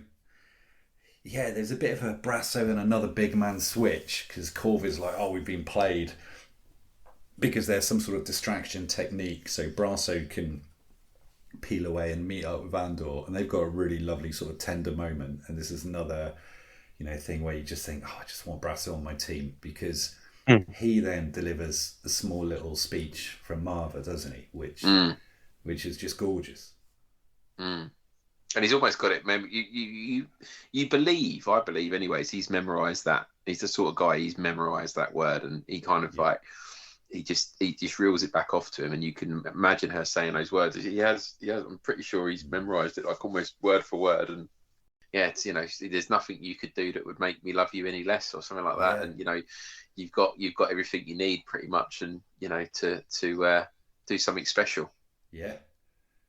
And when he says, "She told me you say all this," I think that's brilliant as well. It's like, not only have I remembered everything she told me to say, she also knows you so much. She knew what you were going to say. And it's just, I haven't seen stuff written this well in our world from a galaxy far, far away before. It's just really good. And then she says he's just the first spark of the fire. But that line, I love him more than anything he could ever do wrong. Such a good line. A parent's line, isn't it? As it goes back to the previous arc. That's just love. And I just think it's wonderful. So, they have their chat, they have their hug, and Brasso says, "I'll take care of Marva," which I think is lovely also. We love all these monologues, but I think just that little 5 words, "I'll take care of Marva," is that stone isn't just a stone. That stone is spiritual, it's everything else. And he says, I will take the responsibility of carrying that stone down Rick's Road and into the market, into the square. And don't worry, I've got that. And I just think, again, that's great. It just added so much exposition, but, realism to it. But Barry, just on the in terms of what they end up doing to this town at the enemy's bombs going off and all sorts, was this filmed at the end, or it was? So they filmed it in order, or was it just filmed episode by episode? No, you never really film anything in order. Okay. But it would have been done in blocks. So generally, you shoot out one director's block, and then the next director will come in. But if you are going to destroy things or blow things up, then that would be put at the end for obvious reasons. And I'm sure we had the bits where they're blowing up. You had to have extra bits like the shutters on the noodle bar and things, because you're like, well, if that blows and we need to do it again, you got no noodle bar. Right. So I'm sure there was like bits in the wings, but I'm sure that stunt I think was done once. So this would have been at the end of the shoot then, pretty much. Yeah, the end of the Ferrix shoot. Right. Okay. Because once you went to Ferrix, we were basically there for quite a while. Where you just shoot out Ferrix. Right. Okay. Because then it's got to come down because you're paying rent on it. If you don't need to, then you don't. Yeah. So everything is considered in those terms. So it was pretty much shot out, and all the directors got a crack at their bits on Ferrix, I think, if I remember correctly. Makes perfect sense. So after a bit of prepositioning and moving things around, and Luthen talking about Vel and various things, and talking about the timing, because Vel's like, it's going to happen in about 2 hours or so. The anvil will let you know. And funny odd thing, about 5 seconds later, you hear the anvil. So the daughters of Ferrix and everyone, they've decided, no, we're just going to do it early. We're doing it on our terms. Fight the Empire. And this catches some of the Imperials off guard. So what? Because they wanted to do it. They wanted to do it at 2:00 after lunch, didn't they? Because was it. They're more tired in the afternoon. That's a sort of real technique used all over the world, really. Circadian lows, or depending on some countries, people off their head on drugs and stuff. So absolutely, again, more believable. But no, the anvil is struck, and people are thinking, what's going on? And this is where Luthen is absolutely at this stage looking like the Grim Reaper. Andor's watching from his elevated position. You've got Dedra still looking for Andor, and chasing ghosts and going off to find that. You've got Tygo is then all of a sudden thinking, what's going on? I've just started to hear some music, starting to yell orders. Andor's watching, Bix is watching, Luthen's watching. This is where Andor spots Luthen. Nurchi, that old dude approaches Corv and says, double the reward, arrest me. And Nurchi sort of sells out his old mate. Yeah. And you see him looking a little bit glum later on during Marva's speech as he's sort of reflecting on his own sort of, wrongdoings and stuff. But this is such a well choreographed piece with all these players coming into position. You've got Cyril, you've got Sergeant Mosk, you've got Dedra. Everyone is just coming here. And as I said, it's a combination of just chasing ghosts and going to the wrong places, But the music here, I just found so hauntingly beautiful. Salvation Army music, wasn't it? And Bix singing along, and even the music is slowly, very, very slowly lifting Bix from her, not her stupor, but from her condition. I love it when she's at the window, she's like humming along to it, isn't she? Yeah.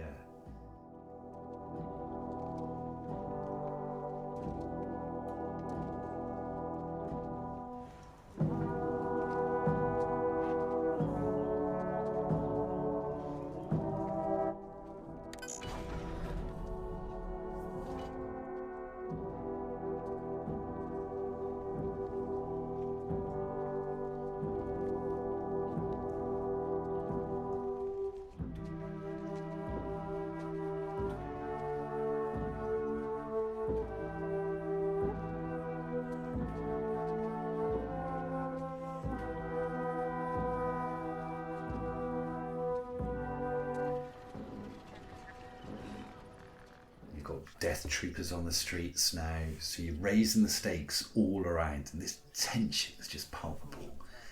And then when they're all starting to come together, but Barry, tell us what that was like on set with all these bands. The as I said, Salvation Army type music coming along. Well, it was great. I mean, it's a tricky day on set when you've got that many people. So there's truthfully, there's quite a lot of stress in the air. Not for us, not for us art department people, but for the ADs and the costume and the makeup guys. And you feel it when they've got so many people. And it also, you have more people in that day. They have more costume people, more ADs in, more makeup people to handle that many extras. So it's a massive set. It's covered in people. Everyone's kind of stressed. It's all a bit of a thing, but I do remember when they played, it's like and action, and then the music starts playing. It was quite a thing, and the music got you because it's live and it's there and it's real and they're playing it, and you get sort of swept up in it, and it was special. Yeah, it was good. It was good. But then to break everyone's illusions, they do it so many times from so different camera angles that you're kind of dumb. Yeah. I always remember there was off tangent, but whenever I think about that sort of thing, I was on Misfits, and it was Dizzy Rascals. I think it's Dizzy Rascals. Some people think I'm bonkers. Yeah. And I think the director knew someone at the record company, and the song hadn't come out, and they were using it in a club scene. And they started playing it. Everyone was like, "Oh, this is great." Then 9 hours later, they're still playing it. Bonkers. And everyone's like, "If I ever hear this song again," and then of course it's this massive hit. And every time it came on the radio, everyone's like, "Oh my god, that one day." Well, it was brilliant. The music's like nothing I've ever heard before in Star Wars. And again, Andor's been very good with that. With when you think about Aldhani and the chanting in Aldhani with the eye, and now this, it just gives it so much world building. But coming along, everyone very much family. We're going to come back to that shortly.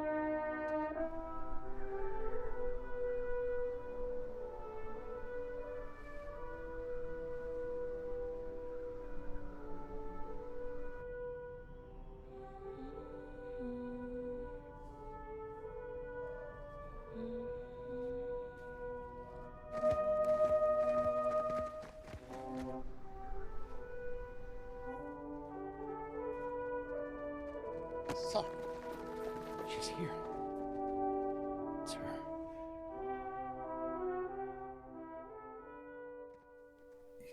colours versus the Imperials with regards to, you know, the clothing, and we've spoken about the colours and the clothing at Ferrix before.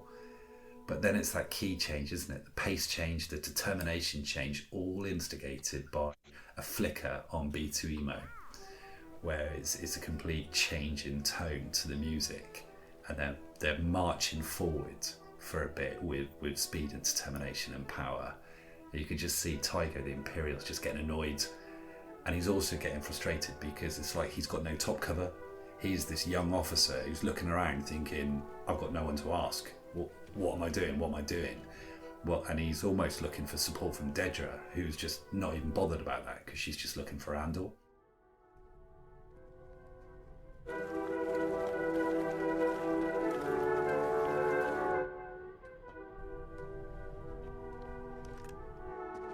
What are we doing? We're wasting time.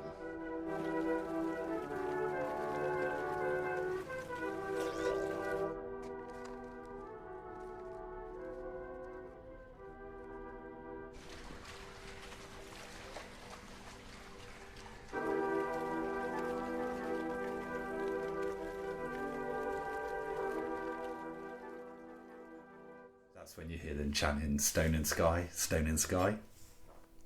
Which, again, that's just builds it into the whole importance of the stone. And what's the sky element then? Yeah, I can only assume she's been cremated and gone into the sky. Like heaven type thing? I think so. Han in Empire Strikes Back mentioned, I'll see you in hell. So I guess if there's a hell, there's a heaven, maybe. I don't know. But yeah, Stone and Sky. You got any more on Stone and Sky? No, I don't think so. The stone I get, the sky I don't. Let's just go with so many religions are based on sky gods. Yeah. That, you know, it makes sense. So we've got this great series of shots. Corv, Dedra, Bix, hunting. You've got Marva, because this is when, you know, the hologram comes up of Marva playing her own eulogy, playing her own funeral message, which is just wonderful. And while she's delivering this really, really wonderful, inspiring and uplifting message, you've just got this a wonderful series of shots covering everything that's going on in Ferrix, Nurchi and the hunt, Biggs and B2 and Andor, Tiger getting frustrated, and young Wilman Pack just crying. You know, he's just got tears in his eyes. He is just so upset. As I said, you know, I was at this stage getting the hairs on my arms rising. But Luthen, as this is being played, as Martha's message is being played, Luthen's going through this sort of metamorphosis almost, because all of a sudden Luthen's like, wow, I've got my network, you know, I'm Axis, I've got my people, but wow, there are people everywhere rising up. And it's at that moment that Luthen's looking at this and just thinking, okay, this has been interesting, this has definitely been worthwhile my trip. I think he's impressed with Marva, though. I think some of the things she says about there's a darkness at the heart of this galaxy, and it's not going to stop with it. You know, I haven't got the words in front of me, but you can just. I think he's impressed with her, and I think that might be part of the reason why. Well, we know he doesn't kill Andor at the end, but I think that's why he doesn't. I think he can see, well, you know, if she's taught him half of what she brought across in that message, he's going to be a bigger asset than he thought, you know, just for the robbery on Aldani. Yeah. Because she speaks the truth. Yeah. Mm-hmm. But yeah, it's fantastic. It's such a bit. That, you know, the words that she, I mean, say that she always wanted to be lifted up. She wanted to be, you know, she saw the. She always wanted to inspire. She was waiting to inspire, and this now is her chance to inspire. Now she's gone, and you know, I think that's what she does. I mean, that's why the Imperial officer runs in and kicks B2 over again. But it's too late. She said the words, and it's all gonna kick off. Yeah. You know, that whole we've been sleeping. You know, we've been. She says about sleeping twice. Yeah. You know, we had everyone, but we were sleeping, you know, and I've been turning away from the truth I wanted not to face. There's a wound that won't heal at the centre of the galaxy. Mm-hmm. And then, that goes on to talk about rust and everything. And, it's just so rich, isn't it? And and then we go into and she delivers it so well. Yeah. It's really powerful. It's really, really enriching, and it is led to quite that single thing that Nemec was talking about, wasn't it? When Nemec it said about one single thing will break the siege, and that was it, wasn't it? Nemec predicted it, and it was Martha's monologue. It was Martha's eulogy, which was that catalyst, which was the spark.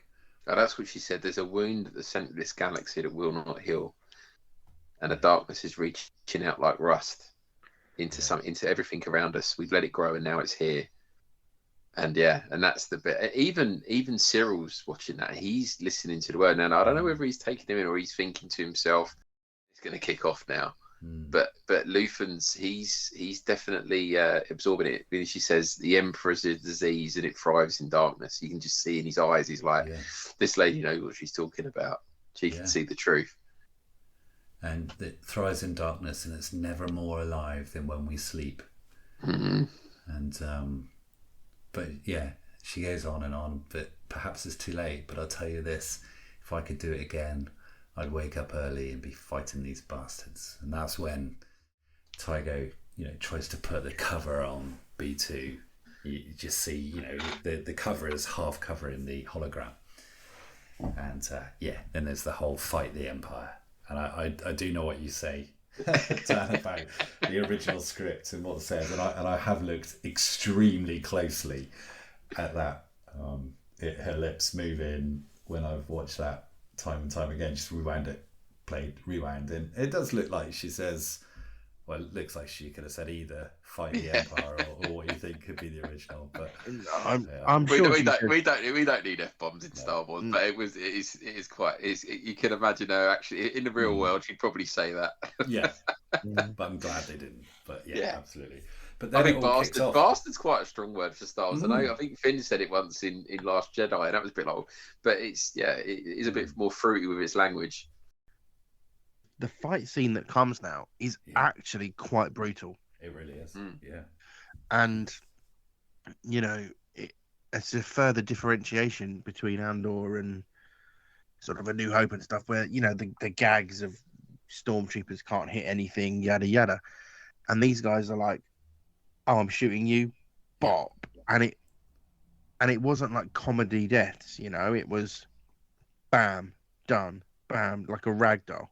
Oh yeah, and it does hit you. Well, it doesn't start off with the stormtroopers immediately, though, does it? So you've got these guys in black, the kind of riot police. Yeah. And it's when he throws the bomb and all the ammunitions go up, the stormtroopers come out and they just start taking people out. The one guy I do like, I noticed, there's the guy who gets he's fighting with the riot. Look, I suppose we call them the riot police. Is it a Gagarin? The guy that grasses up Han Solo to the stormtroopers. Yeah. He's one of those guys, and he get him with a cattle prod or something. He just see him like falling on the floor. Yeah, that's hilarious. Yeah, not for him, Mobs, but Obi-Wan says, only Imperial stormtroopers are this precise. Yes, exactly. And then you just never get to actually see it. Not in the cartoons, not in the movies, not in anything. Are stormtroopers actually that scary, or actually stormtroopers? No. And that's just as a fan, that's why I really like this scene. I'm just like, oh, I see. That's why they're scary. Yeah. It's like, right, we've had enough of this. Out we go. Bosh, bosh, bosh. You're all dead. It's a fantastic explosion, though. All the the windows are going in, everything's going up. Was there much? I know it was obviously at the end there. Did that explosion do any damage to the set? Was it ruined after that, or? I don't think. No, I don't think it was ruined. No, I think it would have needed a little bit of spit and polish, but I don't remember anyone saying anything. Because it looks like a really violent explosion. I mean, I imagine some of it's practical, and they could have put some CGI in to make it look bigger. But when all those ammunitions go up, it really Yeah. I think some of the props get busted because there was the stormtrooper computers. I don't know if people really saw it, but we did these stormtrooper laptop computers, right? And I did maps that had like the graphics from like the targeting grid from TIE fighters all on it, and they all had these little keys. It was like loads of stuff going on we just didn't see. But whenever you do explosions with special effects, they always go through meetings about what you can do and what you can't do. They will always ignore it, and they will always put explosives on props that you shouldn't have. You know, I did a movie once where they were told specifically which pillars were fake and which were like load-bearing pillars in this actual very real warehouse, and then they just drove cars straight into these actual pillars.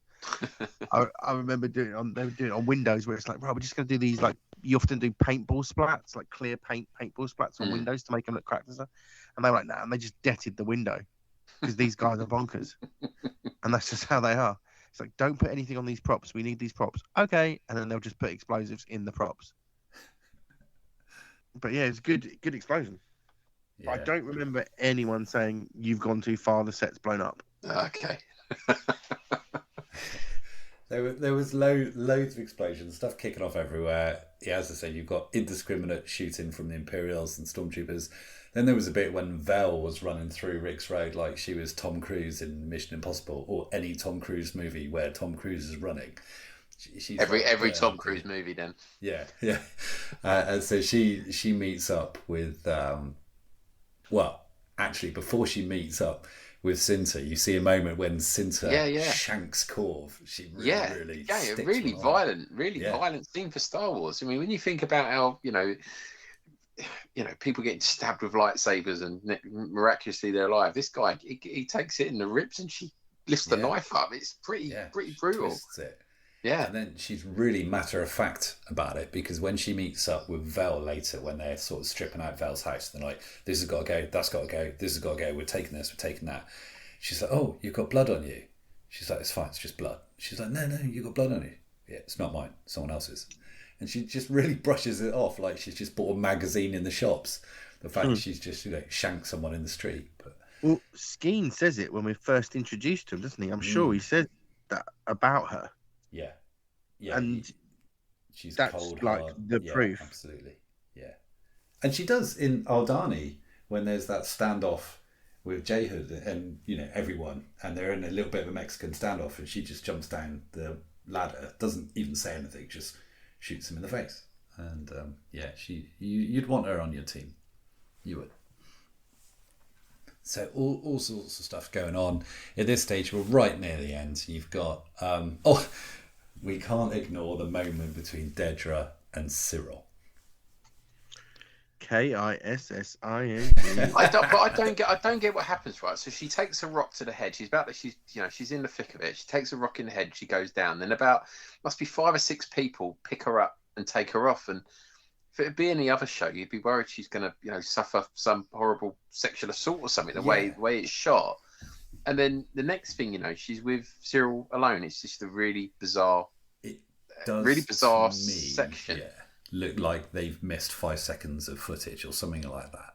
And I agree. So she takes a rock or a blaster to her cap, because her cap comes flying off her head. So with that shock or whatever it was, some sort of projectile, she's on the deck. And absolutely, there's a weapon on the ground, small arm on the ground, she's just trying to pick up. She can't, it's being kicked all over the place, like, the Lao She's diamond in Temple of Doom. And then, she's picked up by a group of people, it seems. And then all of a sudden, one of them is Cyril. And he's like, come on me. And it's just him and her.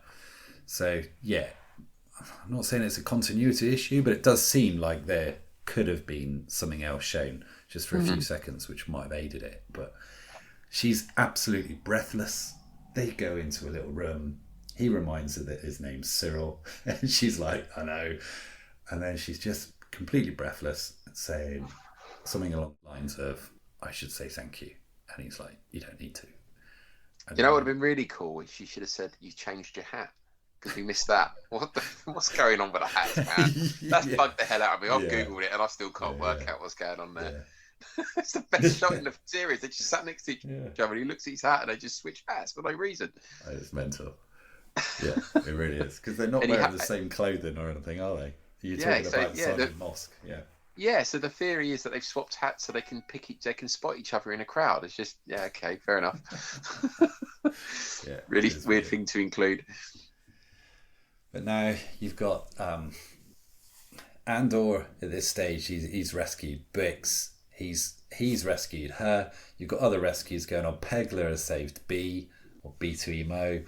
So, you know, the gang are sort of coming back together. So we've got this moment now. You've got the ship with Jezzy and Pegler and Brasso, B2EMO, and you've got Wilman Pack, who's still absolutely in shell shock, not said anything yet, but pretty much started that insurrection. And Cassian rocks up with Bix. Andor briefs Jezzy on exactly what needs to be done. And, you know, we're still seeing that transition, aren't we, about how he was right at the beginning just on his own, and now he's bringing everything together as that leader. And off they fly. A very, very quick scene at Coruscant with Leader meeting a young man suitor with both families on either side, and we all know what's going on there and what that can lead to in Series 2. And then we've just got the final couple of scenes. There's a very brief bit on Ferrix, which I really appreciate this, because you've just got Sergeant Mosk drinking on his own in the street. Yes. He's just lost everything. It's what, like 5 seconds of footage? Yeah, it's quite funny though. He's got into the thick of it. Thought he was going to go there and capture Cassian. It's all gone wrong again. It's like every time he rocks up on that bloody planet, it all kicks off.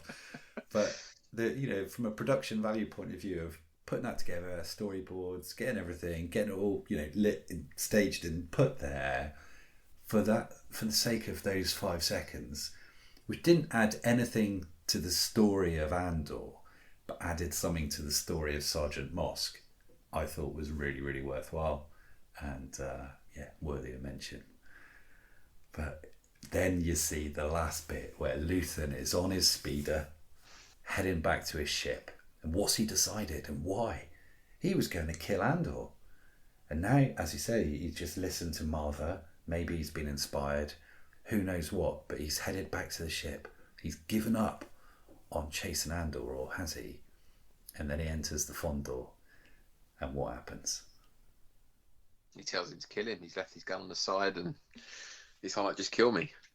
Mm. Well, he asked him, first of all, you came here to kill me, didn't you? He's like, you didn't make it easy. Yeah. And he's like, well, there you go, then you can kill me. Yeah. But you look at him, right, and this is someone who's lost.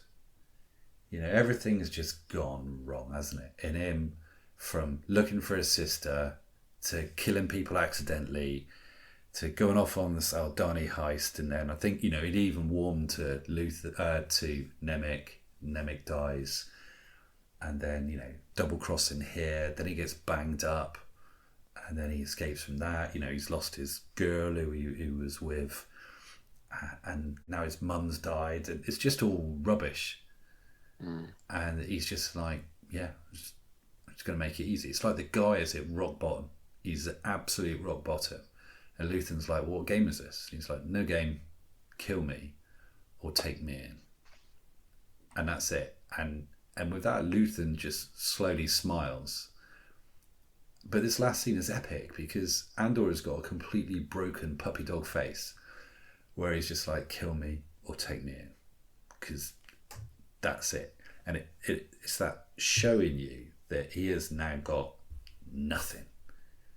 It's either all in with the rebellion or nothing. And I just thought it was a great way to end Series 1. It's not quite the end, though. We got post credits. Yeah.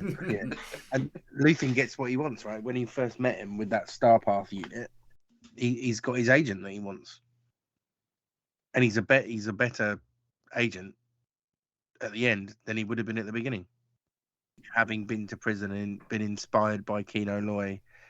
He's learned. Yeah, absolutely. And he's still got He's still got Luthen's kyber crystal for his lightsaber around his neck. So go on then. Tell us about the post-credit. I've forgotten about that. Oh, a quick question, Baz. Was that when they were obviously doing on Akina 5 and they were building those things? Did you guys know they were for the Death Star? So it was a closely guarded secret. That post-credit scene was secret. So some of us did know what they were, but we shouldn't have. Right. Tim did because Tim's guys were making it and doing it. Yeah. I did because I did, but it was one of those things that they were just like, don't spread it around. Don't say what it is. It's a secret. What was the crate when it came before when those Narkina 5 episodes were screening and people were kind of trying to work out what they were making? What were the craziest guesses that you saw? Oh, do you know what? Quite a few people I remember did go Death Star. Yeah, bits for the Death Star. I think people focused a bit too much on the spider thing and thought they were droids. I remember people thinking they were droids. Right. I thought they were like wing struts or bits that held the wings together on TIE fighters. Oh, I remember I do remember that chat a little bit, and I was like, no, they're not. But it's very hard because I know what they are, so it was very hard to. I don't remember anyone like being bonkers, but I do remember a few people guessing it. But that shot of it all like coming together looked great, I thought. Yeah. No, it's good. But then you realise the scale of it, that what these guys were building. There must have been hundreds of these prisons with people churning these things out. This wasn't they wouldn't have been able to do it. 3,000 men they had. What was it, 3,000 something in each prison, and there was 5 of them on that planet. There must have been more than that. And then when you think they went on then to build an even bigger Death Star by the time of Return of the Jedi, they must have had loads of these prisons where this was going on. I mean, that's another one of those spin-off shows, Prison of Cell Block H, but Star Wars. Yeah, but it was the big joke, wasn't it? About was it in Clerks when Kevin Smith, the Kevin Smith thing, when they were talking about all of the workers on the second Death Star when they got blown up, but now we know they weren't willing participants, a lot of them, by the looks of it. But I thought it was a cool post-credit scene. Yeah, capped it off lovely. I think I did the maths, and it was 4,802 people, something like that. 7 levels, 7 rooms, 7 tables, 49 people in each room. Blah blah blah blah blah. But no, it was brilliant, and it was a nice little treat to have that at the end. And again, every space scene they did just looked brilliant. Yeah, and again, it's that thing of, like we said before, like cameos and fan service. It doesn't have to be the actor. Like the Death Star is that important to us that seeing it means something. If there hadn't been a second season, what a perfect end to that show then to go into surge into Rogue One. Even with that shot then, and you move on into it, it would still make sense. Yeah, like just tying Andor to the Death Star because of what he goes on to do. Yeah, exactly. But the truth is, you are getting more. Oh, yes. Indeed. So, I think that pretty much wraps up our look at Andor Season 1. I mean, there's more that we could go back to. We could do, in the future, a committee show where we probably talk about our favourite bits, and probably even come up with a top 10 of our favourite Andor moments or what have you. But certainly, this has been one incredible series, and I really, really look forward to Season 2. Do you reckon you'd be able to come back, Barry, and maybe join us as we might be able to have a look in the future at Season 2? Yeah, maybe. I'll have to check on my work commitments at that time. Barry, when you look back over Season 1, what your memories of making it, what's the thing you're most proud of about it? Oh, that's a good question. So it's weird because yes, it's my job, but there's a lot of personal stuff tied up with that as well, because you are working with your friends, you are this and that. In terms of professionally, just being trusted by Luke to just invent stuff was just special. I felt special. You know, like knocking up a language, doing the old crest, doing the funerary stone. It's these things that you hope people will remember and take on board. And when you see people doing, you know, like funerary brick pillows or stuff like that, like it's just like, as a Star Wars fan, I just want people to not like this stuff. That's not what you mean. You just want to be part of the tapestry. Yeah. Like, you've got, you understand that I'm not going, oh yeah, I'm right up there with Ralph McQuarrie. I don't I don't mean that. Do you know what I mean? No. Like, I very much understand my place. I understand I'm this tiny little cog, but it's just nice being that cog. Be that little cog. Yeah, to contribute to something that I care about and that I'm passionate about and that has been a part of my life for 40 years or whatever, you know. It's important, and to be that little part of it is great. And I was conscious of that on it, and I was aware of it, and I was trying to take care and consider things and do things that the fans would like. Yes, we don't see them all, as we've spoken about before, and you only had like a handful of things get through, like the crests or the tattoos or like the money or whatever. But it does make you happy when fans do dig into it and do care. And so things that jump for me were like the 5-sided noodle pot weirdly jumps to me because people really seemed to jump on that. And like I said, the night that episode came out, they'd already done a perfect net of it and posted it on Twitter, and I was genuinely scared security would think I'd leaked it because it was pretty much pixel perfect. But that for me was like oh yeah, like somebody's listening, somebody's watching and took notice.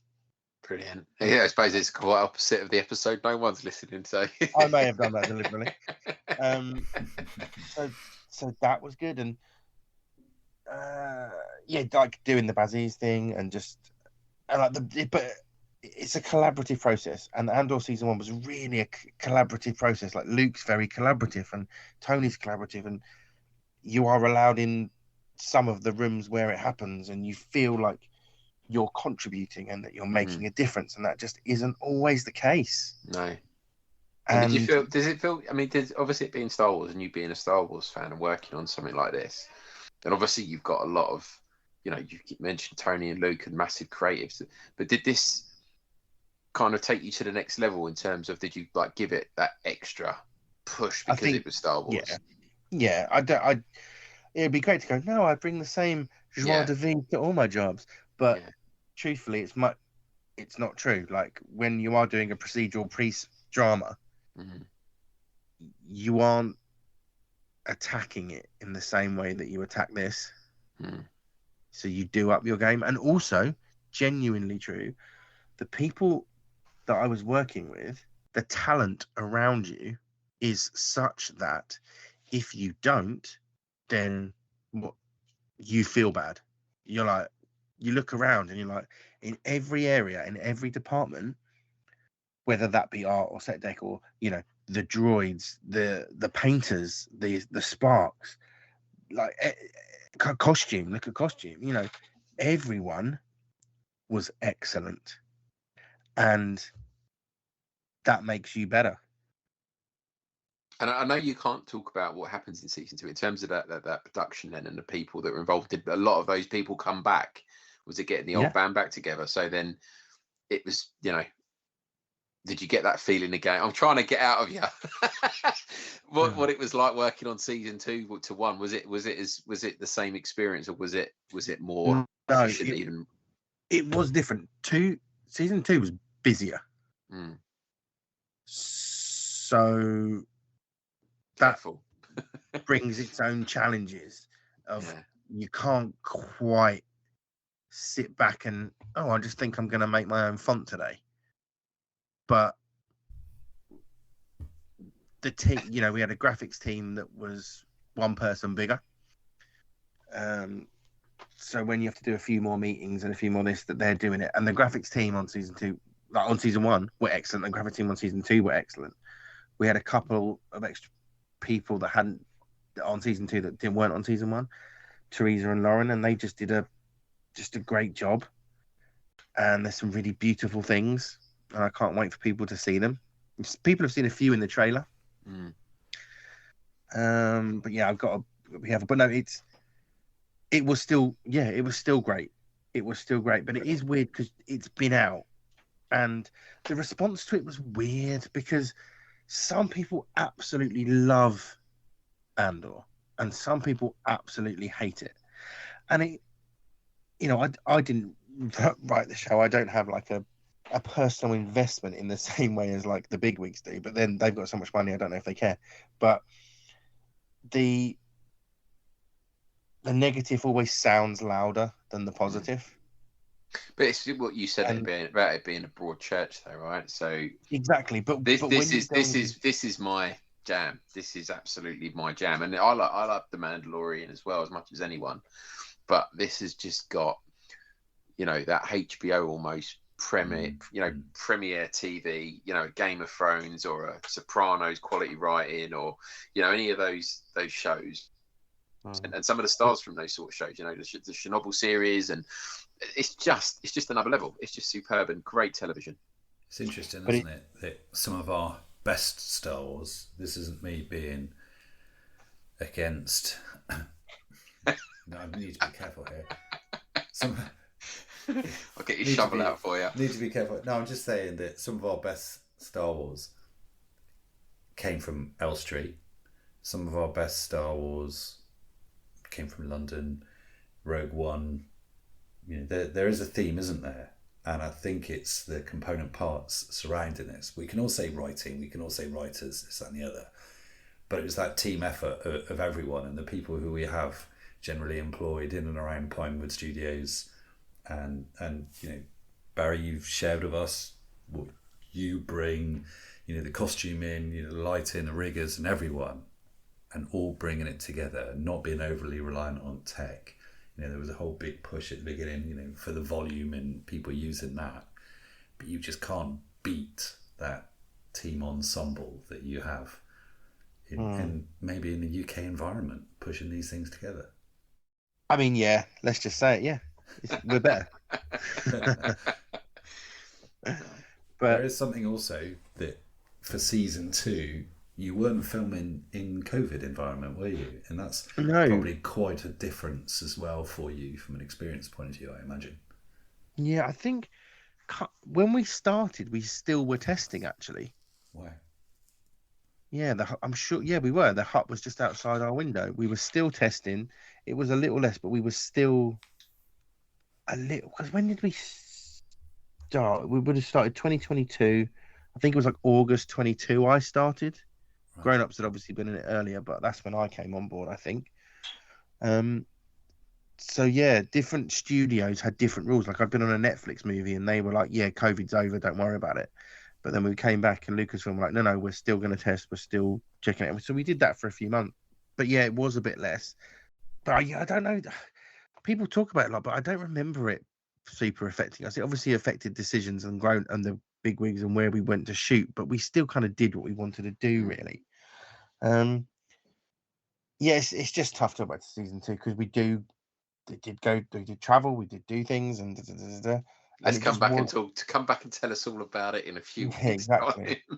but it was, like I say, it was busier.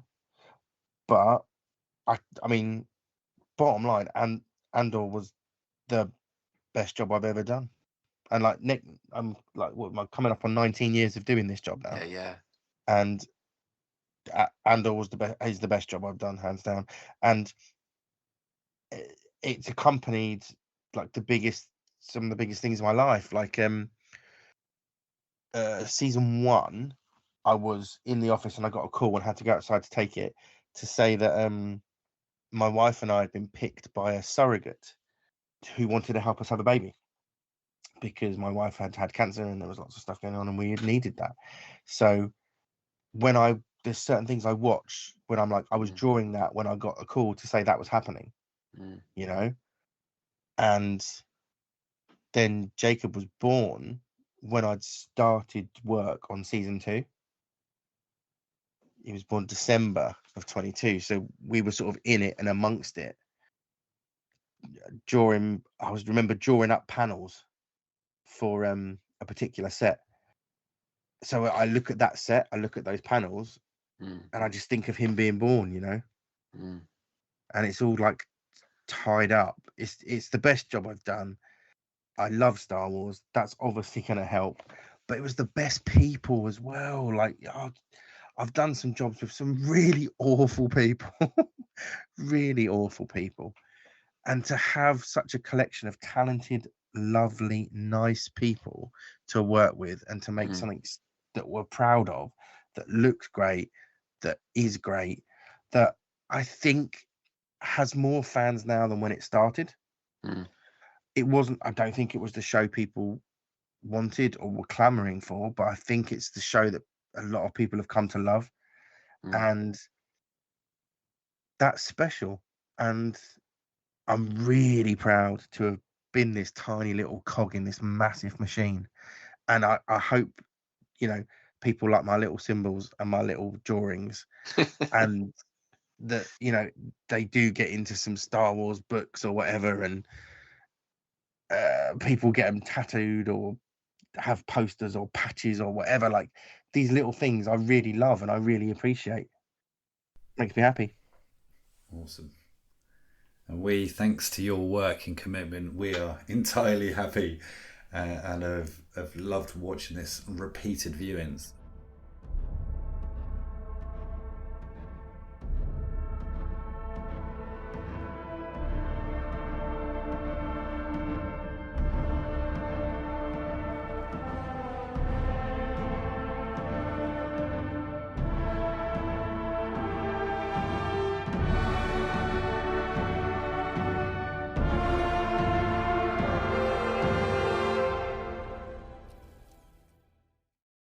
Star Wars fans will know about Dave Tree down in Fordingbridge and his Farthest From shows. And I've known Dave for quite a while just through toy collecting, and went and did his show a couple of years ago, like for charity stuff. And Dave's actually putting on a show June the 7th called AndMore. That's a classic Dave Tree play on words. I love it. Yeah, I think it was like him and my buddy Rich like came up with it together. Do you know, I've been trying to tell people what it's called, and is it indoor, outdoor? And no, I never get to AndMore, but yeah, it will stick eventually. So, AndMore, from inspiration to insurrection. Nice. So it's June 7th, down in Fordingbridge in the New Forest, opposite Dave's shop in the town hall. And the idea is that it is very much a behind the scenes show. So I'm going to be there. There's going to be Lee Towersley, who's Mr. R2D2. He's going to be there.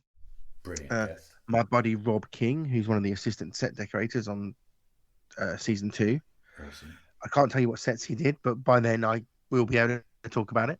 And there's gonna be more people. I don't think we've, like Dave's, you know, like drip feeds who's coming and all that stuff. But so there's basically gonna be a bunch of people from the behind the scenes element. Brilliant. Hoping for some big wigs, but we'll see how that goes. We're just going to have like Q&As and panels and interviews, and people can say, hey, what was this? What was that? How did you do this? How did you do that? You know, what a question that seems to pop up all the time is, are those Sainsbury's egg slicers in the Yes, Andor I saw someone put that up on Facebook the other day, didn't they? And so Sam Redwood, who did set deck that set, and Mark Harris art directed it. So Sam, I think, is actually going to be there, so people can ask her directly about the choices that were made for that ship and the set deck. And maybe people don't even know what set deck do, but you know, they decorate the set with those little bits. And do you know what, Jez? You should go to Sainsbury's on your way down there, buy all the egg slices, and get her to sign them. Yeah, Sam would love it. She's really, and Sam actually worked on some of the movies actually as well. Like I can't remember if it was 7, 8, and 9, but I know 9. But so she can talk about that as well. But it's just it's not something you really see that often. They're not doing it a celebration. This sort of behind the scenes learn about the show that you love and like how it's made. And but yeah, I mean, we've been, me and Jez, we've been down to Fordingbridge loads of times, and we always say the best time to go is in the summer. As good as the Christmas ones are, something in the summer there is really special, and it's beautiful scenery around you, lovely town of Fordingbridge. Look, just get in your car, get the sat nav on, and get down there. It's well worth the trip, and you're going to get all this Andor goodness as well. It's brilliant. Yeah, and season 2 will have been out. We can talk about it.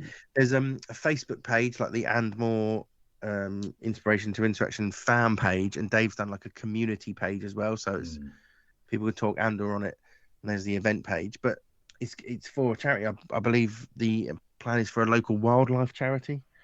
So it's not like people are going there to make dollars. Do you know what I mean? It's just for the love of the show, and a bunch of us are going to get together, and just because we love the show, and we still like each other. Are you stopping down there? I think I am on the Saturday night. Yeah. Come on, you can have everyone can go for a pint with Anto Kreegyr. What more do you want? I don't know if that's much of a selling point, but there may be other people that are more interesting than me that have more to say that might be there. I don't think you're doing yourself justice, but yeah, okay. I think we need to lock it in. I think people need to look up this because it really, really is good. As you said, it's on a Facebook page. You've got it on the Farthest From Facebook page as well, and more. Just remind us once more when the date is. June the 7th. It is a Saturday. 10 till 5, I believe. So, yeah, all sorts of possibilities here for us, Dan. I could see a weekend in Sandy Balls, possibly. Campsites are available. But if the hotels are full up, and they often are around there, there's plenty of places where we can go. It's Sandy Balls camping. So, yeah, we'll be there on the Friday night and the Saturday night. And you never know, we might be able to convince Dave to put something on the Sunday. Possibly watch this space. Farthest From Dave. I just want more opportunities to buy more stuff, please. So yeah, if Dave could do that, that would be really good. Yeah, well, we're gonna work on it.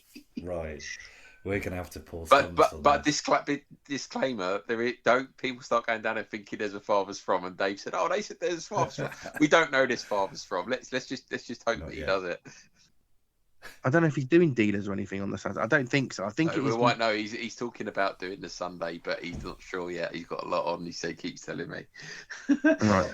By the time this show's out, because we've recorded this show before we've even dropped Arc 3, let alone Arc 4, he would have probably announced everything by then, and who's going to be going and all sorts. So let's just get it booked in Sandy Balls or wherever else you want to stay. Couple of beers in June in Fordingbridge. It's going to be lovely. Very nice. Mm-hmm.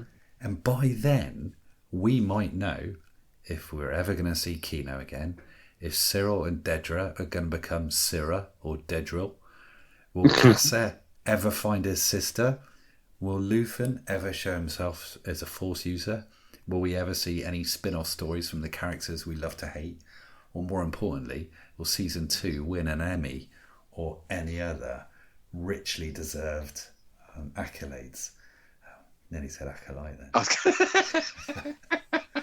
So so much to see in the future. But until then, thank you ever so much, Barry, for joining us. I mean, it's always great having Generation Skywalker together, and I always love chatting to Dan and Stu and Pete.